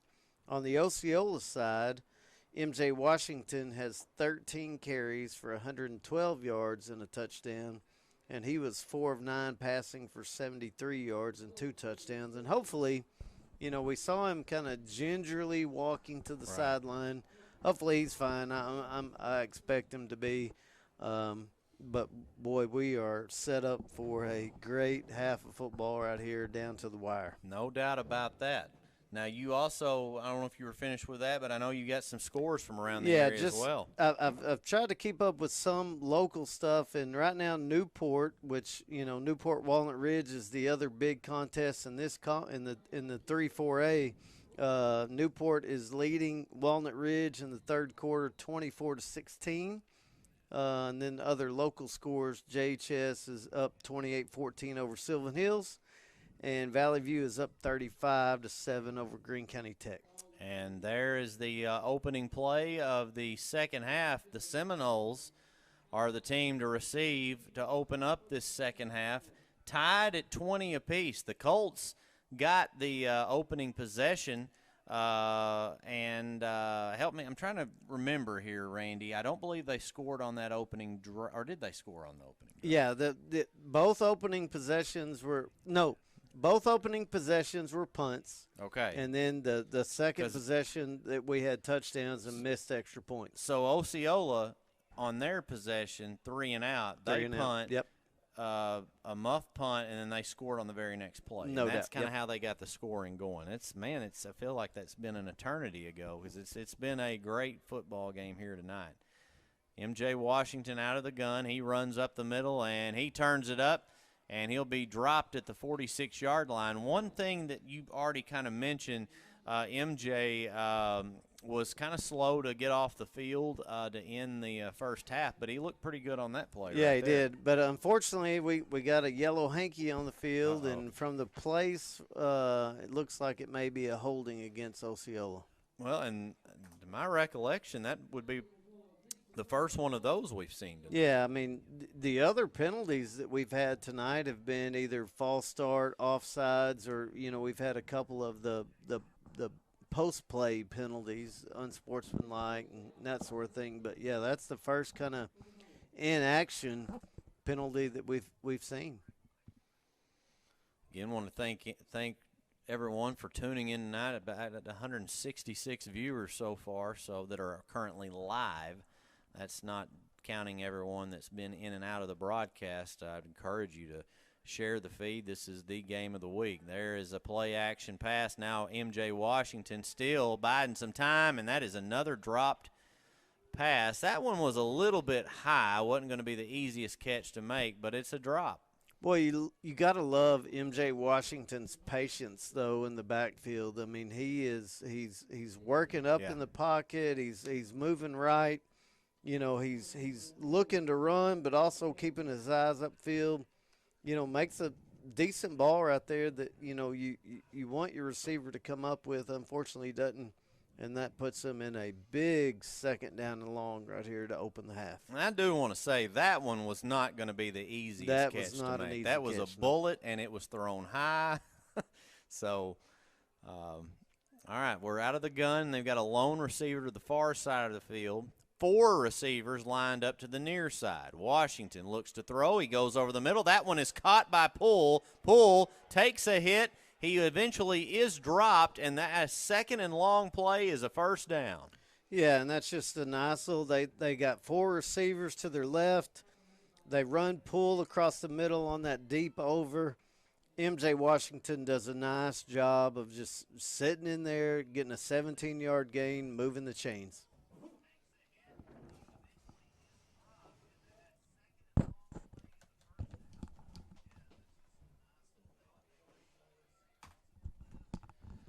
All right, back out of the gun. 10 minutes, 51 seconds to go in the third quarter. 15 on the play clock, plenty of time. This time they fake the handoff. Washington's going to roll right. Washington turns it up. He's going to go out of bounds and get a gain of about 12 yards and another Seminole first down. And I'm telling you, Ryan, I may be saying the same thing over and over, but I just love his patience. Yeah. He doesn't get in a big hurry. He doesn't outrun blocks. He lets everything develop, and then when he finally decides that he's going to make a move, he does, and he does it distinctively. And God, he is. You can tell why Osceola's missed him throughout the first part of the season. I mean, he is, this MVP, at least on his high snap, trouble. Who's going to come away with it? Ball's loose, still loose. And finally, Osceola is going to fall on it. Let's see, the player to recover is A.J. Brown. So credit A.J. Brown. No, not A.J. Brown. That's Adrian Davis. And, you're right. Talking to Coach Hooks before the game, that is a freshman that they've moved up this week. And, just Johnny on the spot recovering that football would have give – Rivercrest great field position to set up a score here early in the second half, but he recovers it. Now it's second and forever. It is. But, you've got playmakers that have the ability to explode at any time. And you give yourself, a chance to at least punt it away and get the ball back in good field position. Well, it's 2nd and 35, and I think there is flags, and it may be a delay of game. It is. So after all that, a delay of game penalty is going to back them up 5 more yards. It's going to be 2nd down and 40 from the 25-yard line. Goodness. 2nd down and 40. That's something you don't run. No, you don't see that very often. That's for sure. Randy, one of these things, Rivercrest has not really shown that they can stop MJ Washington, and they needed some sort of disastrous play that happened for that huge loss. They didn't force the turnover, but this might be just as good. That play may have gained a yard. So now 3rd and a long way to go. Yeah, it's 3rd and 36. So, it kind of limits your play call here. But we have seen MJ Washington with the ability to make the big play. Well, he's looking deep. He's got plenty of time. He's got all the time in the world. Now he's going to turn and run it, and he's got open field. He's going to slide down at the 46-yard line, still a long way from that 1st down, and that should force the Seminoles to punt the football. And you know what that does do, though? It allows Osceola the chance to flip the field. Right. Where, you're punting from deep in your end, you're going to give Rivercrest a chance to get the ball in good field position. At least from that position, now they can hopefully – I know you got Buda Harris back deep, but hopefully you can pin them back deep and force them to go the length of the field.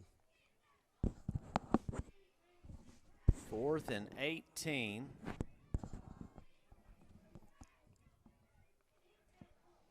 .805 to play in the 3rd. They'll get it off. That's a good punt. Harris is going to catch it at the 20. He evades 2 defenders. Harris on his feet now. Harris is going a long way. He is finally driven down, but in Seminole territory at the 48-yard line, and a great return for Buda Harris of over 30 yards. Yeah, that's about a 32-yard return, and just like we were talking about, you got Buda Harris back deep.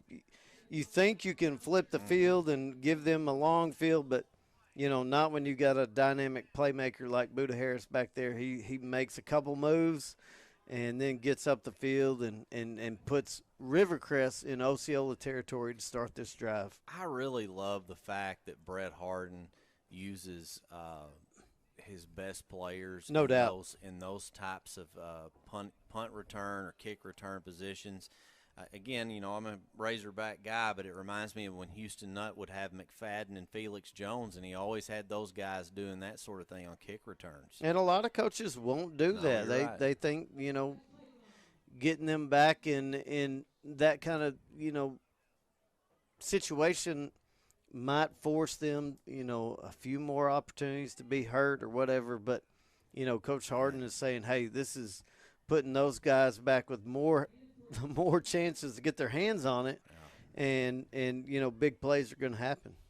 LSU used to do that quite often, and to me, just it special. I mean, that as a coach, the special teams can make or break a football game. There's no doubt. All right, this time Ralph is going to line up under center. Sanders in motion. Handoff is going to go to Latham. Latham dives forward, and he will be spotted at the 39-yard line and a gain of 6. And that didn't look like much on it, but a nice little jump cut by Lex Latham up in the hole allowed him to get up the field and put themselves in a 3rd down and very makeable situation right here in the game. Well, 4-down territory at this point, and it was more than 6 yards, it looks like, that they're going to credit him for on that play. 3rd and 2, ball at the 39-yard line.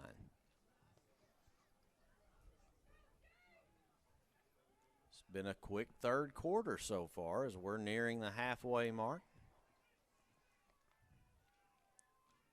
Handoff goes to Latham. Latham cuts back. He's going to have the first down and a little bit extra.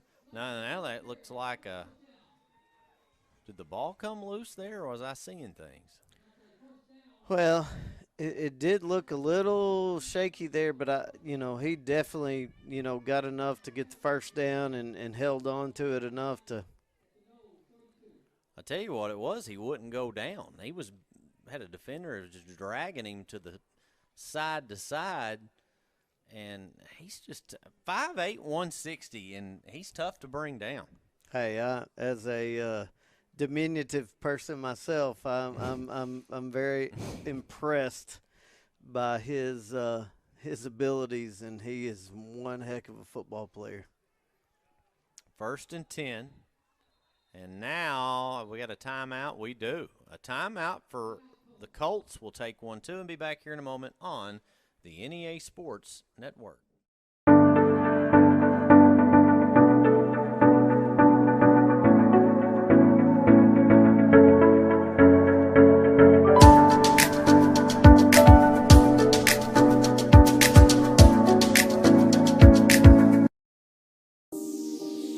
Dr. Reggie Cullum is a proud supporter of the Rivercrest Colts and the Osceola Seminoles, located at 700 West Kaiser Avenue in Osceola at St. Bernard's First Care. Dr. Cullum says good luck in tonight's contest. Guns Supermarket specializes in the groceries your family needs. Come visit us in Wilson, Arkansas and see what we have to offer. Whatever you're looking for, you'll find it at Guns Supermarket.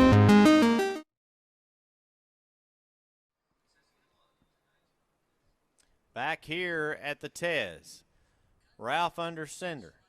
Oh, a reverse. Now Buda Harris is looking to throw and batted and incomplete, and that was a great play, it looked like, by Tyler Bell. Yeah, and just a little razzle-dazzle. You get yourself 1st and 10 in the, in Osceola territory. You give yourself the call, a little play, and they try the little double reverse pass to Lex Latham, and Osceola breaks it up back there. We got a man down. We do, and we're going to go ahead and take a commercial break, and we will be back here in a moment here on the NEA Sports Network.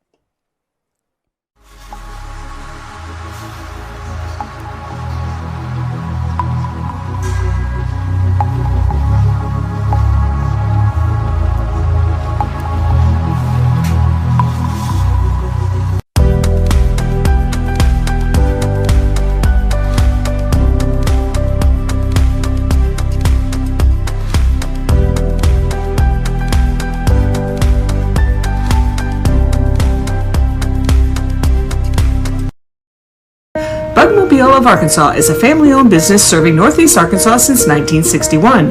Call 870-563-6811 for a free estimate on your termite and pest control. Bugmobile of Arkansas, we drive away your bugs.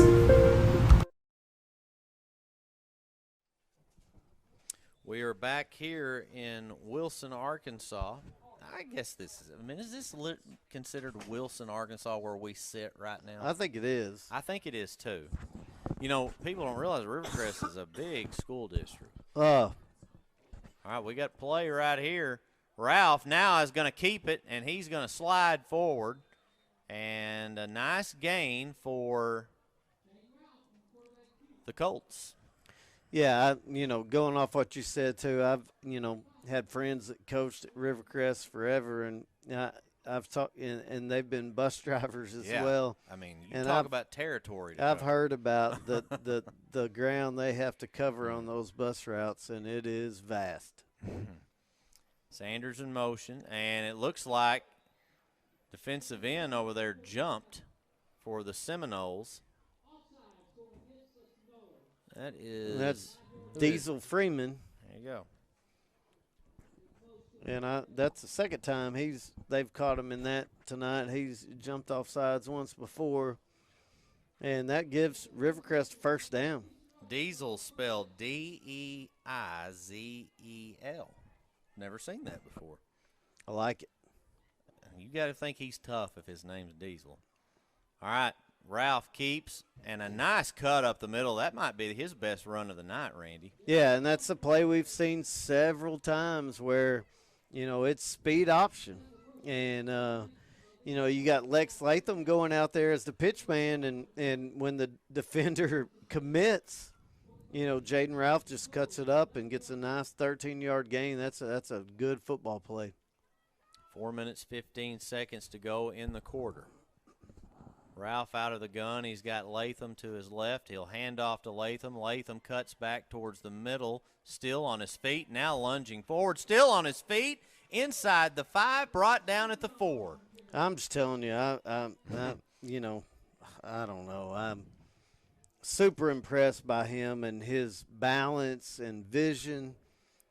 He just does a great job of always moving forward. You don't ever see him really working side to side.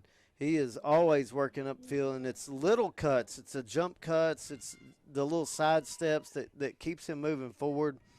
Just an impressive football player. No doubt about it. Ralph going to line up under center, 2nd and 3. Hand off to Latham again. Latham this time is stuck. I don't know if he got anything there or not.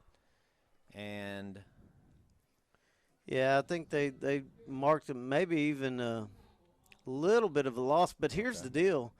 They can still get a first down inside the 2-yard line. So now they're 3rd and 2 from the 4. And, it's definitely 4-down territory, but they can get a first down. He'll line back up under center. They go handoff here to Latham. They're going to send – oh, no, they're going to hand off to Harris, and Harris is going to walk it right on in for a touchdown. Nice play call there by Brett Harden. And, they've showed that motion several times tonight as just motion. Nothing really to behind it other than just to have movement.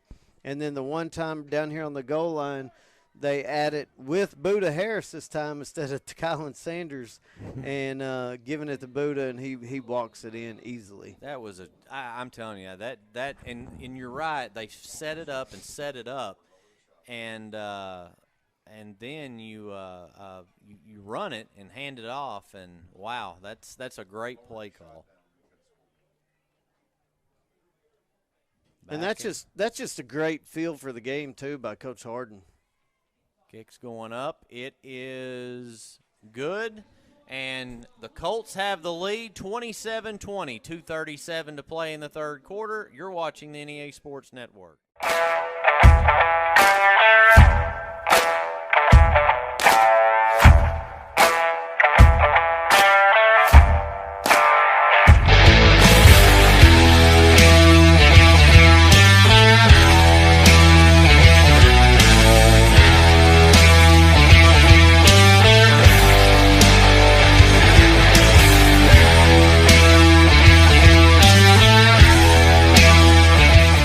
Hey, Northeast Arkansas, Central Dealerships is not one to brag, but actually, we are. We're at the top of our game, bringing NEA incredible selection and exceptional service. To back that, Central was awarded, yet again, General Motors Mark of Excellence. From Chevy to Toyota, Nissan to Ford, we have the perfect ride waiting for you and the best service to get it to you. So find your next vehicle at a Central dealership today or shop us online.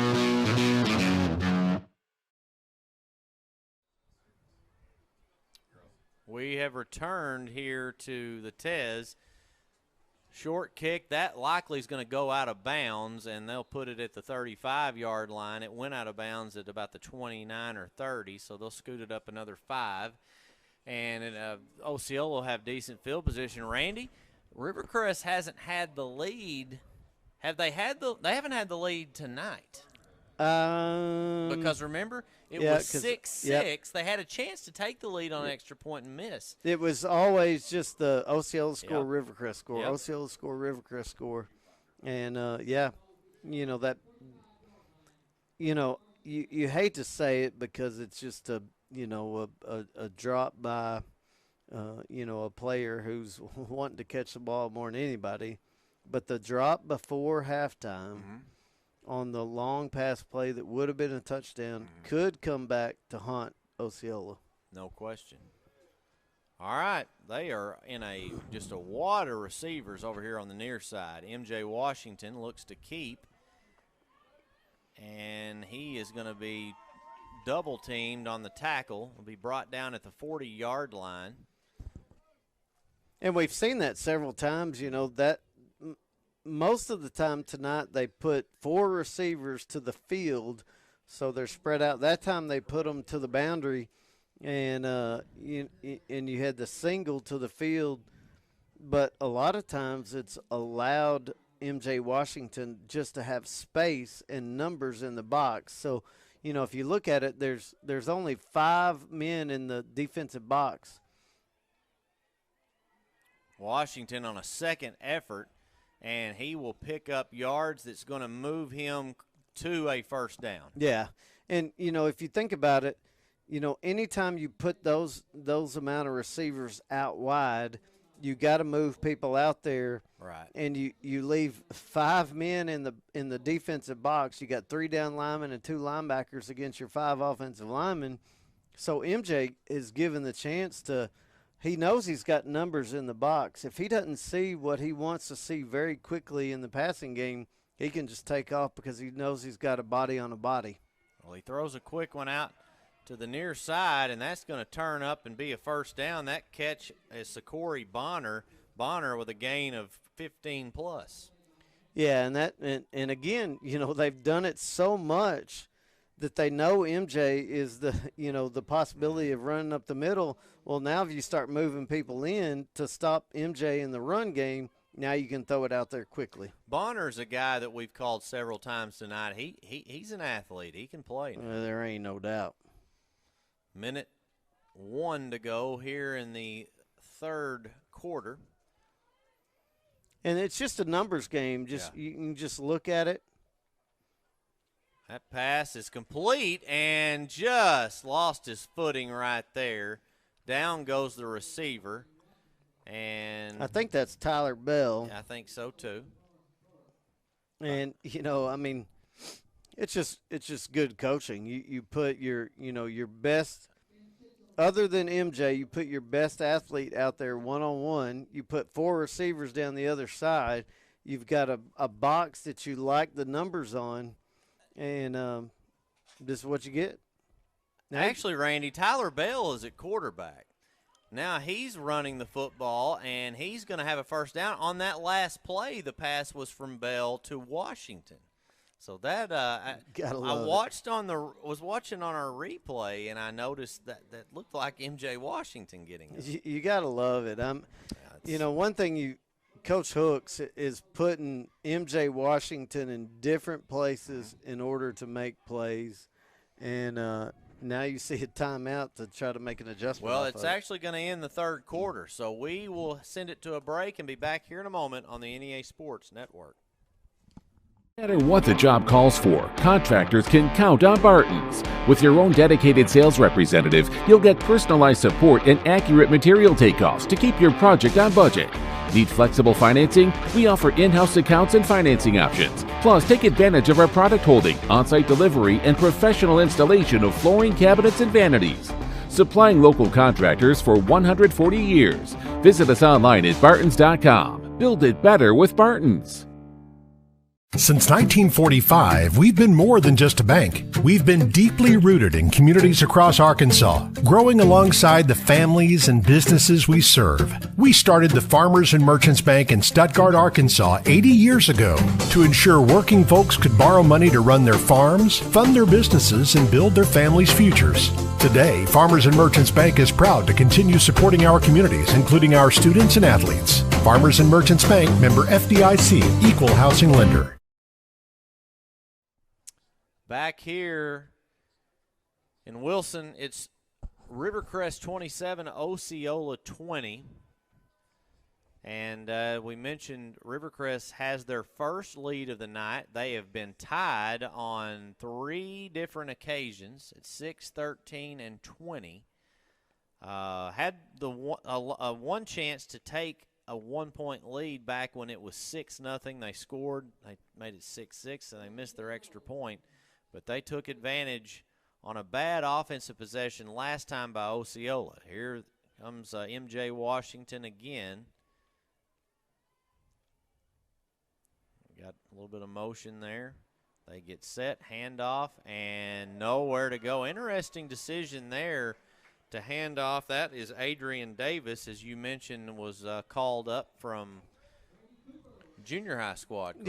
Yeah, and you know what's interesting about that? You know, they move him around. They motion him from the 4 receiver side over to where he's a twin, and then they move him back to the backfield. Well, when he goes to the other side, really, at that point, Osceola's got numbers in the box, and I'm just surprised they didn't take advantage of it. Deep throw, wide open receiver, but a great defensive play to Kylan Sanders, and we've seen several of those plays tonight on from both teams by the defensive backs, Randy. Yeah, and just it's a touchdown saving play right there by Kylan Sanders, just getting enough of a hand on it to knock it away because, you know, right there, you know, A.J. Brown is behind the guy, and he's possibly going to score a touchdown. Nice throw, nice defensive play. You know, God, this is just a great football game, and you love seeing it. No question. 3rd and long now for the Seminoles. I would definitely say they're in 4-down territory, so they don't have to get it all here at once. Running back's going to switch sides. Now Washington in trouble. He's going to be flushed out of the pocket. Washington is going to be hit and dropped, and that might be the first time we've seen that happen tonight where Washington was not able to get away from a tackler. There's no doubt. I mean, in that time, I think MJ's probably thinking, you know, 3rd and long, I've got to put the ball in the air, and he kept looking, and ultimately Rivercrest did a good job getting penetration, getting in the backfield, and getting him down for a sack. So 4th down, 16 yards to gain a 1st down. Ball's at the 35-yard line. Play clock's going to be down to 10 seconds. I think they've got it now, though. You've got twin receivers to each side of the field. MJ Washington hit. Here's the pass thrown up, and it is incomplete. That is a turnover on downs, and for the second time tonight, or excuse me, for the second series in a row, Osceola is not going to score. And, Randy, we have not seen that happen tonight where they have the only one other time that I'm trying to say they haven't been able to score. Couldn't get that out. Yeah, there. the only other time would be right before the half where they had a couple different chances to get a big play and had the drop. But this is a situation where Rivercrest really has the chance to take control of this football game if they can get one in the paint right here.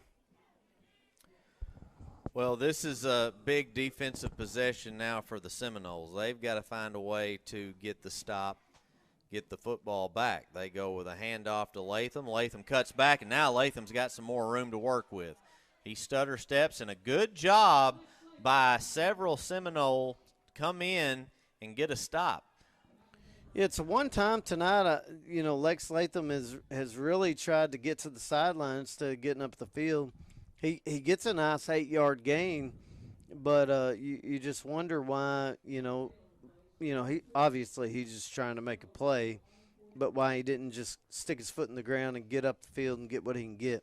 Here's something else that I've noticed. Number 11 for Osceola has a different helmet, but he's not listed on the roster. It makes me wonder if he's another call-up.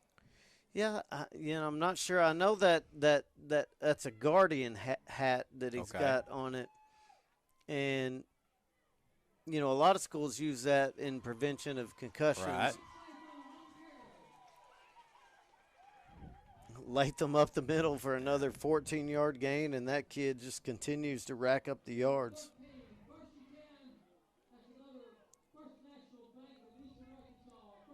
He's up over 150 yards for the night, nearing 170.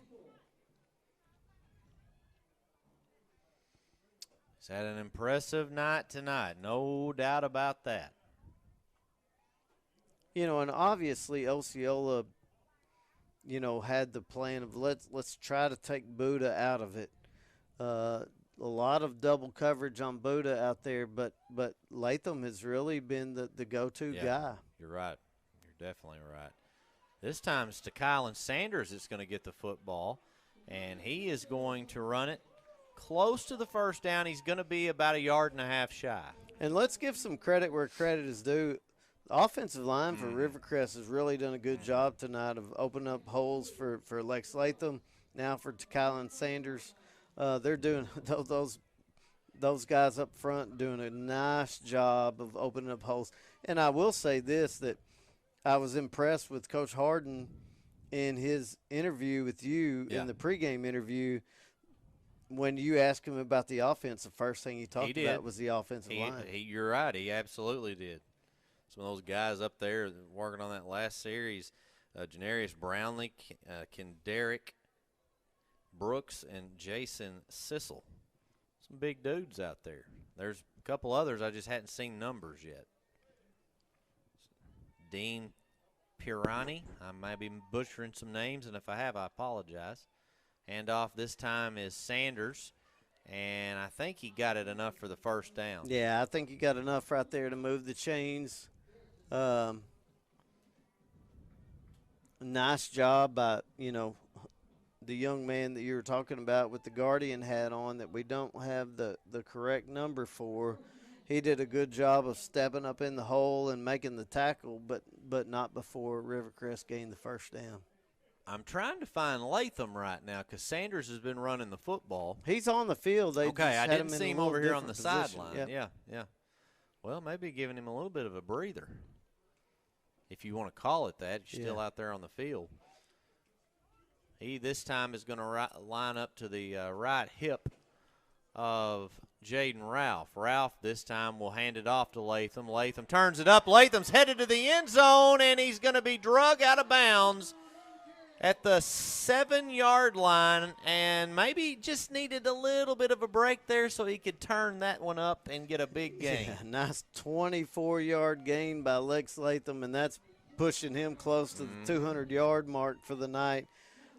Just a great job of acceleration through the hole, getting up the sideline, and you know, then they take him out at the 7-yard line. But, you know, Rivercrest is in a position here, middle of the fourth quarter, to really kind of put this game in a situation where they have complete control.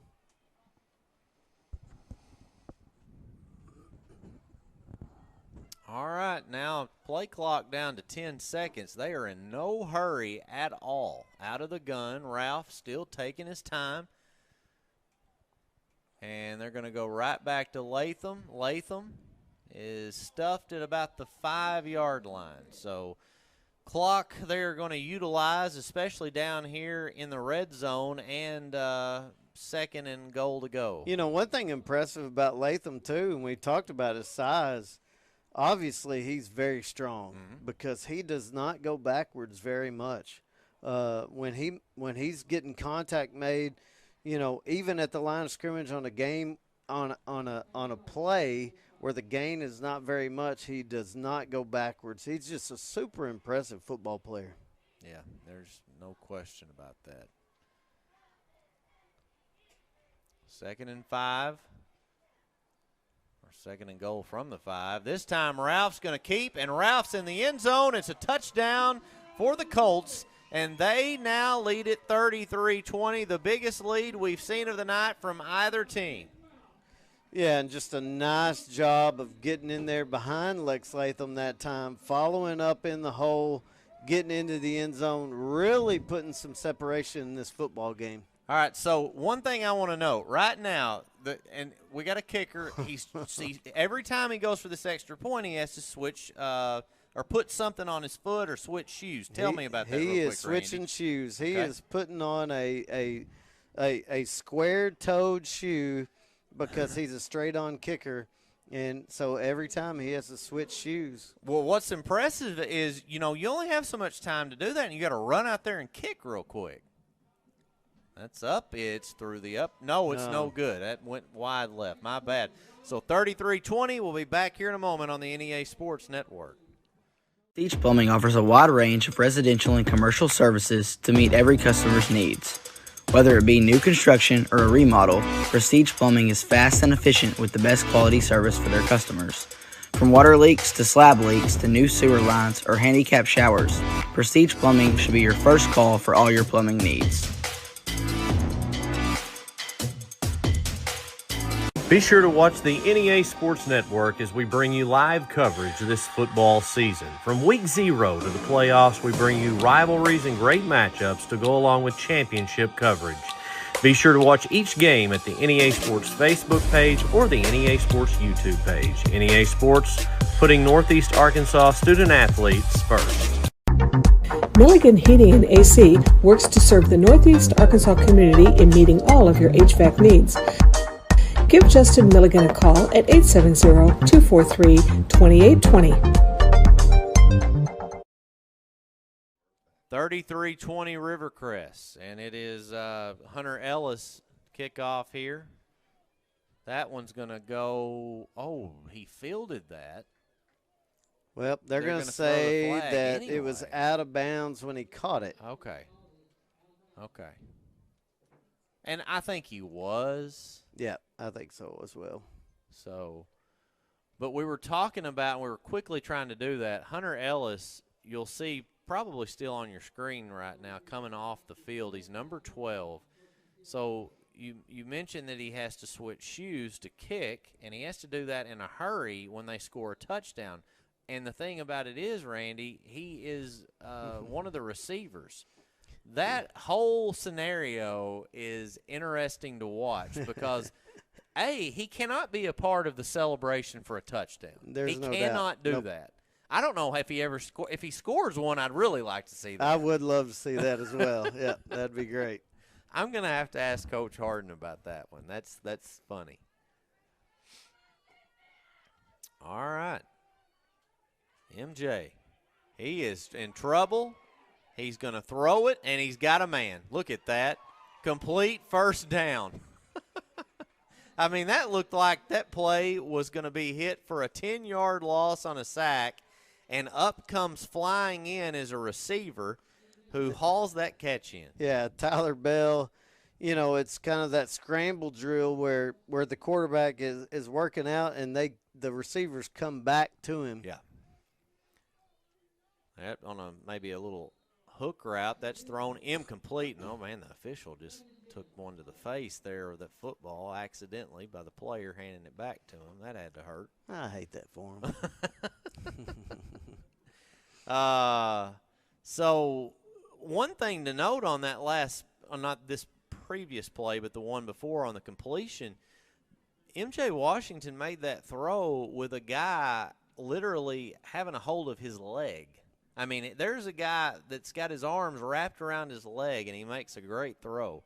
Washington, again, going deep into double coverage, and that is incomplete. Man, that looked a little bit like a miscommunication, Yeah. like he thought that guy was going to break to the corner and just didn't.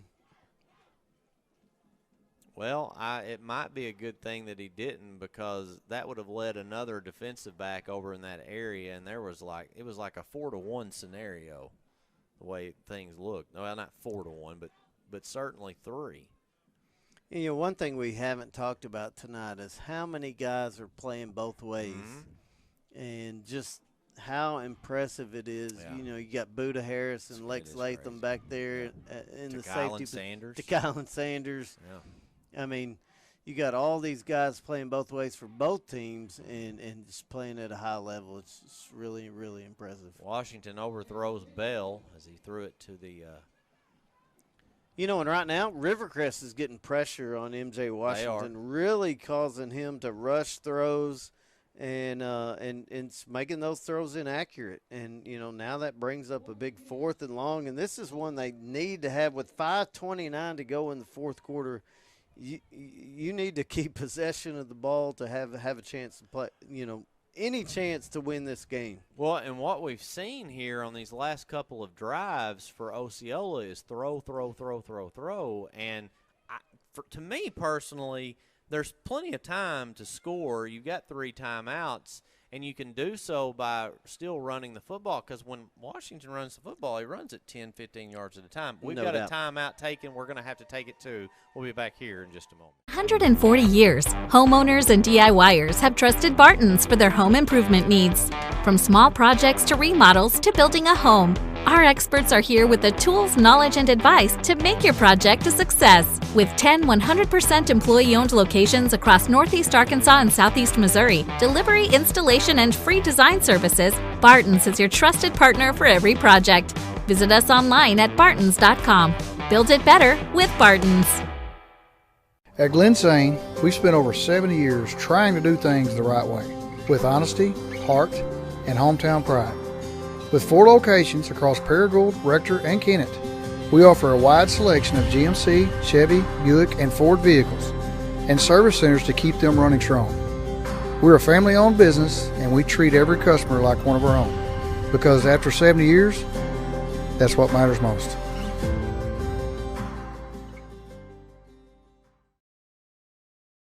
We are back here at the Tez. Rivercrest leading this one 33-20, and this may be the play of the game at this point. Osceola 4th down and 10 at the Colt 48. Washington out of the gun. They send an immediate blitz. Now Washington is going to run it, and he's short. Turnover on downs, and the Colts are going to get the football. Yeah, and unfortunately, because of the pressure, they had a receiver running open down the middle of the field, and he just didn't have time to see Well, look out here. Now, help me out here. If that's 4th down. Yep. There's a flag. Let's say it's unsportsmanlike after this play is over, and it's a turnover of downs. Does that affect? If they say it's after the play, then it would be enforced after the change of possession. So that would just, if it was on Rivercrest, that would scoot their offense back. So. Yes. Yeah. Okay. I thought so, but I wanted to ask the coach. I've still not seen any kind of decision made. There's unsportsmanlike. It is against Rivercrest, but they have a 1st down. Well, and here's the thing. In a heated rivalry, and you get that play up 13, barring a turnover right here, if Rivercrest can just get a few 1st downs, they're going to run this clock down and really almost take every chance out of it for Osceola to make any comeback. I would think Osceola is going to be trying to strip the ball, and I think you're going to see a heavy dose of Lex Latham right here. Yeah. Well, I'd like to see somebody try to strip Lex away from the football away from him. That would be an impressive sight to see. I don't see it happening. That's who gets it. He's going to run it. And he's got a gaping hole. Going to cut back at the 40, still on his feet. He's down at the 30, to the 25, down at the 20. What a run. Lex Latham. He is taking over this football game without question. Randy, we were talking about him passing 200. He's got to be getting close to 250 now. Yeah, he is getting close to 250 now. I'm just trying to do some math in my head. That was a big one.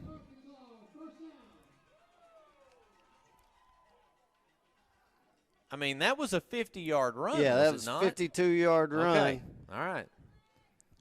So it went from the 27 to the other 20. So he is, let's see. Now, me and you both taught English, too. We didn't teach math. We don't know anything about math. No. All right, 4:35 on the clock. They'll go right back to Latham. He bides his time. He cuts back again. He's going to cross the 15, and they will spot it at the 15. Okay, I'm going to give you some updated stats. My question is, there's a chance he could hit 300. He's at 285. Okay, right there's now, a really good. Yeah. I'm just going to give him the football the rest of the way and let him score a touchdown right here and get that 300. There's a flag on that play, though. Well, unfortunately, that wipes out Yep. some of that. But you know what? For a, So he's back to 280, right? Statistic-minded guy, that just gives him more yards to get right here. Yeah, So, that's true. That's true. 1st and 15, 4:05 to play in this football game. They'll go right back to him. He will run it to the 20. You get those 5 yards back. And, more importantly, what Coach Harden's thinking is that just allows that clock to keep ticking. I want to say, too, what a tremendous job he's done taking this team over in the summer. Now, obviously he's been placed in a position by Coach Fleming. He was the offensive coordinator, so he knows these guys well. But, they're in first place in this conference. They've had a great season so far. And Harden's just a guy that I personally have rooted for and would love to see him take that interim tag off and make him the head coach over here. Pitch play, that time is going to be hit for a loss. And let's be honest, no slight to Manila and Piggott, but that's who Rivercrest has on the remaining on the schedule, and they're going to be heavy favorites going into that. So with a win tonight, remaining undefeated in the conference, they're looking at being the 1 seed and the conference champions after this win tonight. Yeah, for sure. That's the thing is that they've gotten their heavyweight matches out of the way. No doubt.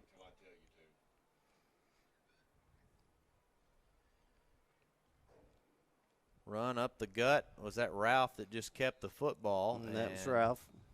Back to the 20-yard line. And that, there's a timeout on the play, but that's 2:17 left in the fourth quarter. Yeah, we've got a timeout. We'll take one, too, and be back here in a moment on the NEA Sports Network.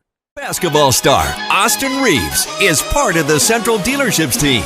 And just like Austin, we want you to join our team as well. So score big with your new or used vehicle from Central today.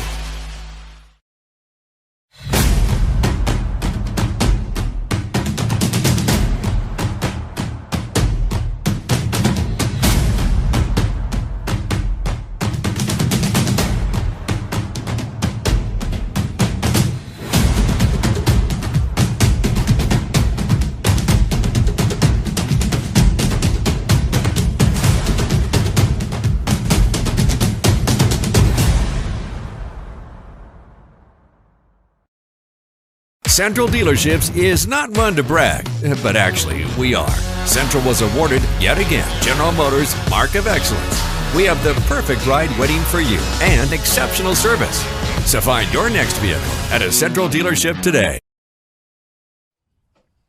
We are back, 4th and 10 for the Colts. Randy, one thing we've hit on some playmakers defensively, but in general as a defensive unit, and there's a run now past end zone, and that is incomplete, and Buda Harris was open, but just it looked like maybe a little miscommunication or maybe indecision on what they wanted to do right there. Well, and you're scrambling left as a quarterback, and your receivers running a post to the right.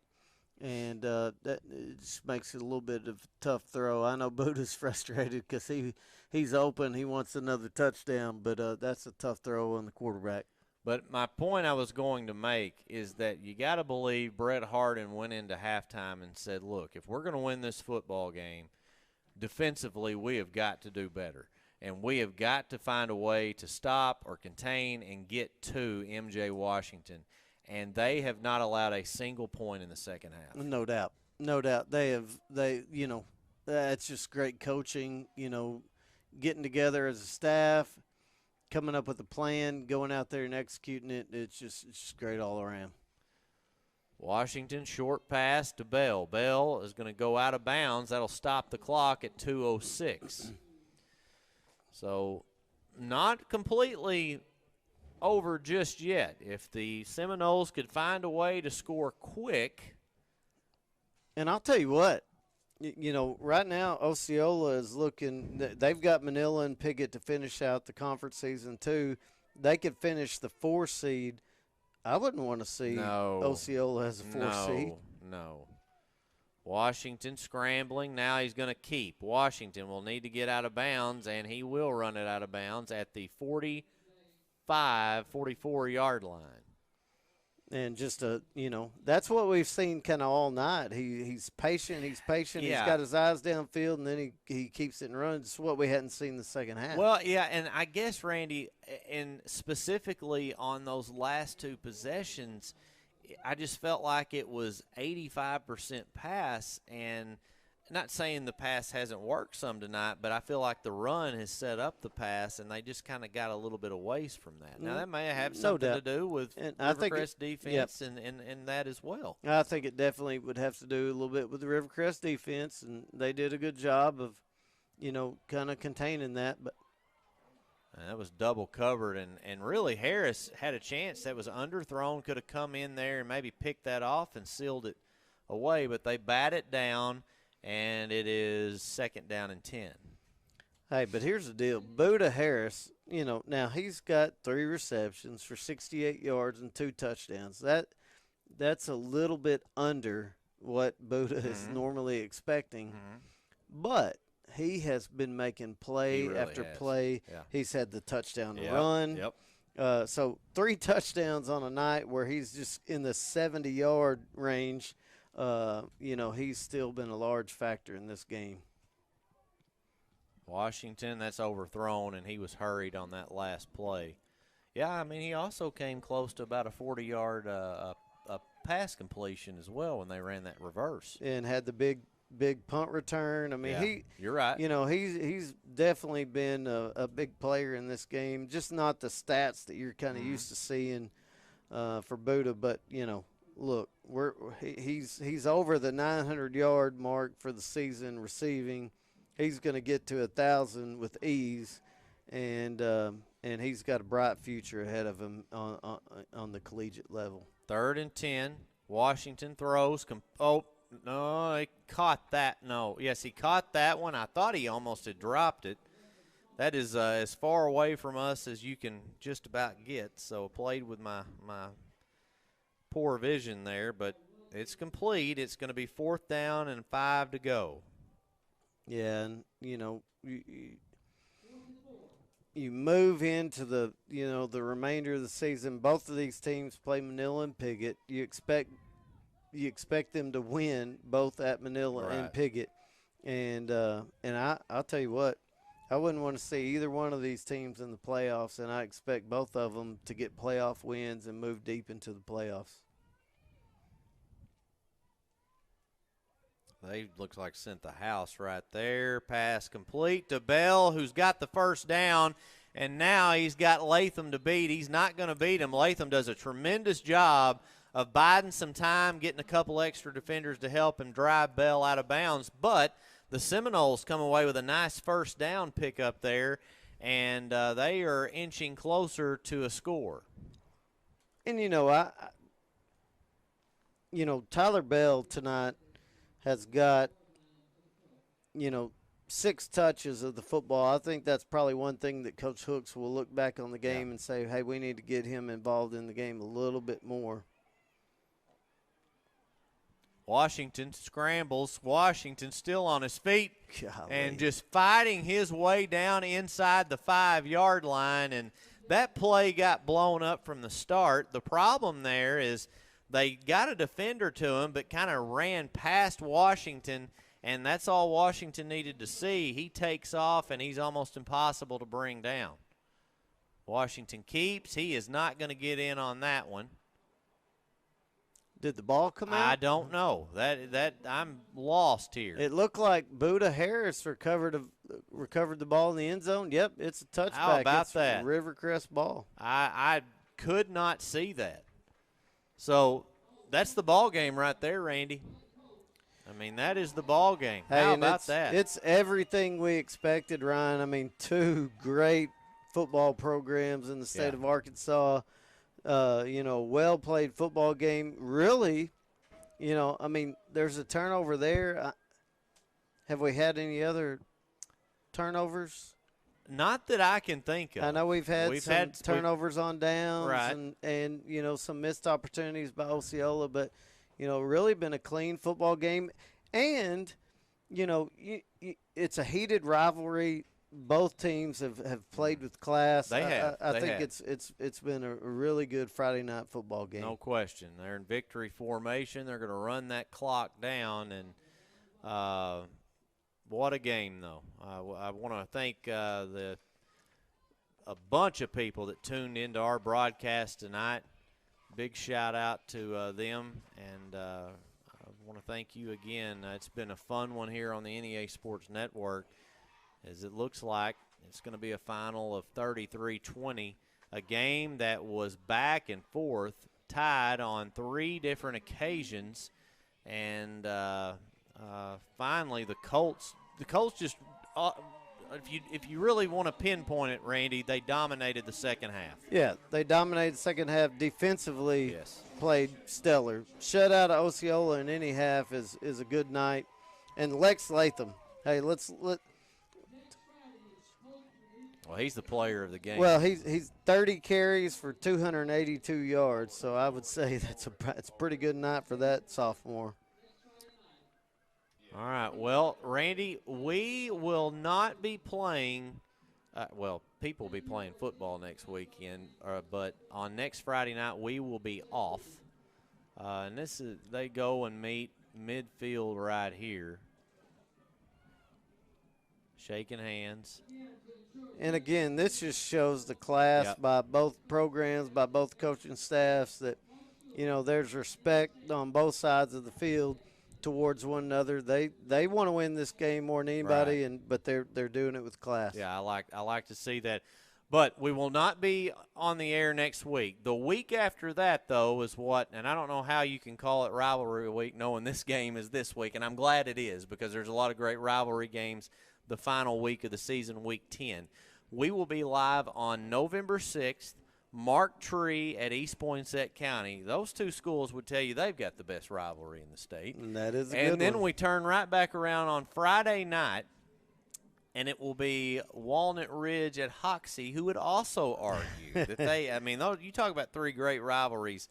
We've had them here on this network. So looking forward to those games as well. I want to thank Brett Harden and the administration here at Rivercrest for having us. Randy, final thoughts on this one? Well, it's just everything that we wanted Friday Night Football to be about. Rivalries, great coaches, great players, a football game played with class, and just a fun game to watch. And I think these two teams are going to make noise in the playoffs. All right, man. Well, enjoyed it with you as always. Yes, sir. For our guys behind the scenes, for Randy Coleman, I'm Ryan Fletcher saying so long, everybody. Get ready for action. Glenn Sane, Empower, NEA Sports, Temple Baptist Church, and KJNB are excited to present the 2025 Northeast Arkansas Basketball Media Day. Wednesday, November 12th. Experience it firsthand as we sit down with players and coaches to preview the upcoming season. It all happens live. You don't want to miss it. Wednesday, November 12th. Go to the KJNB Facebook page to catch the 2025 Northeast Arkansas Basketball Media Day event live. KJNB, this is home.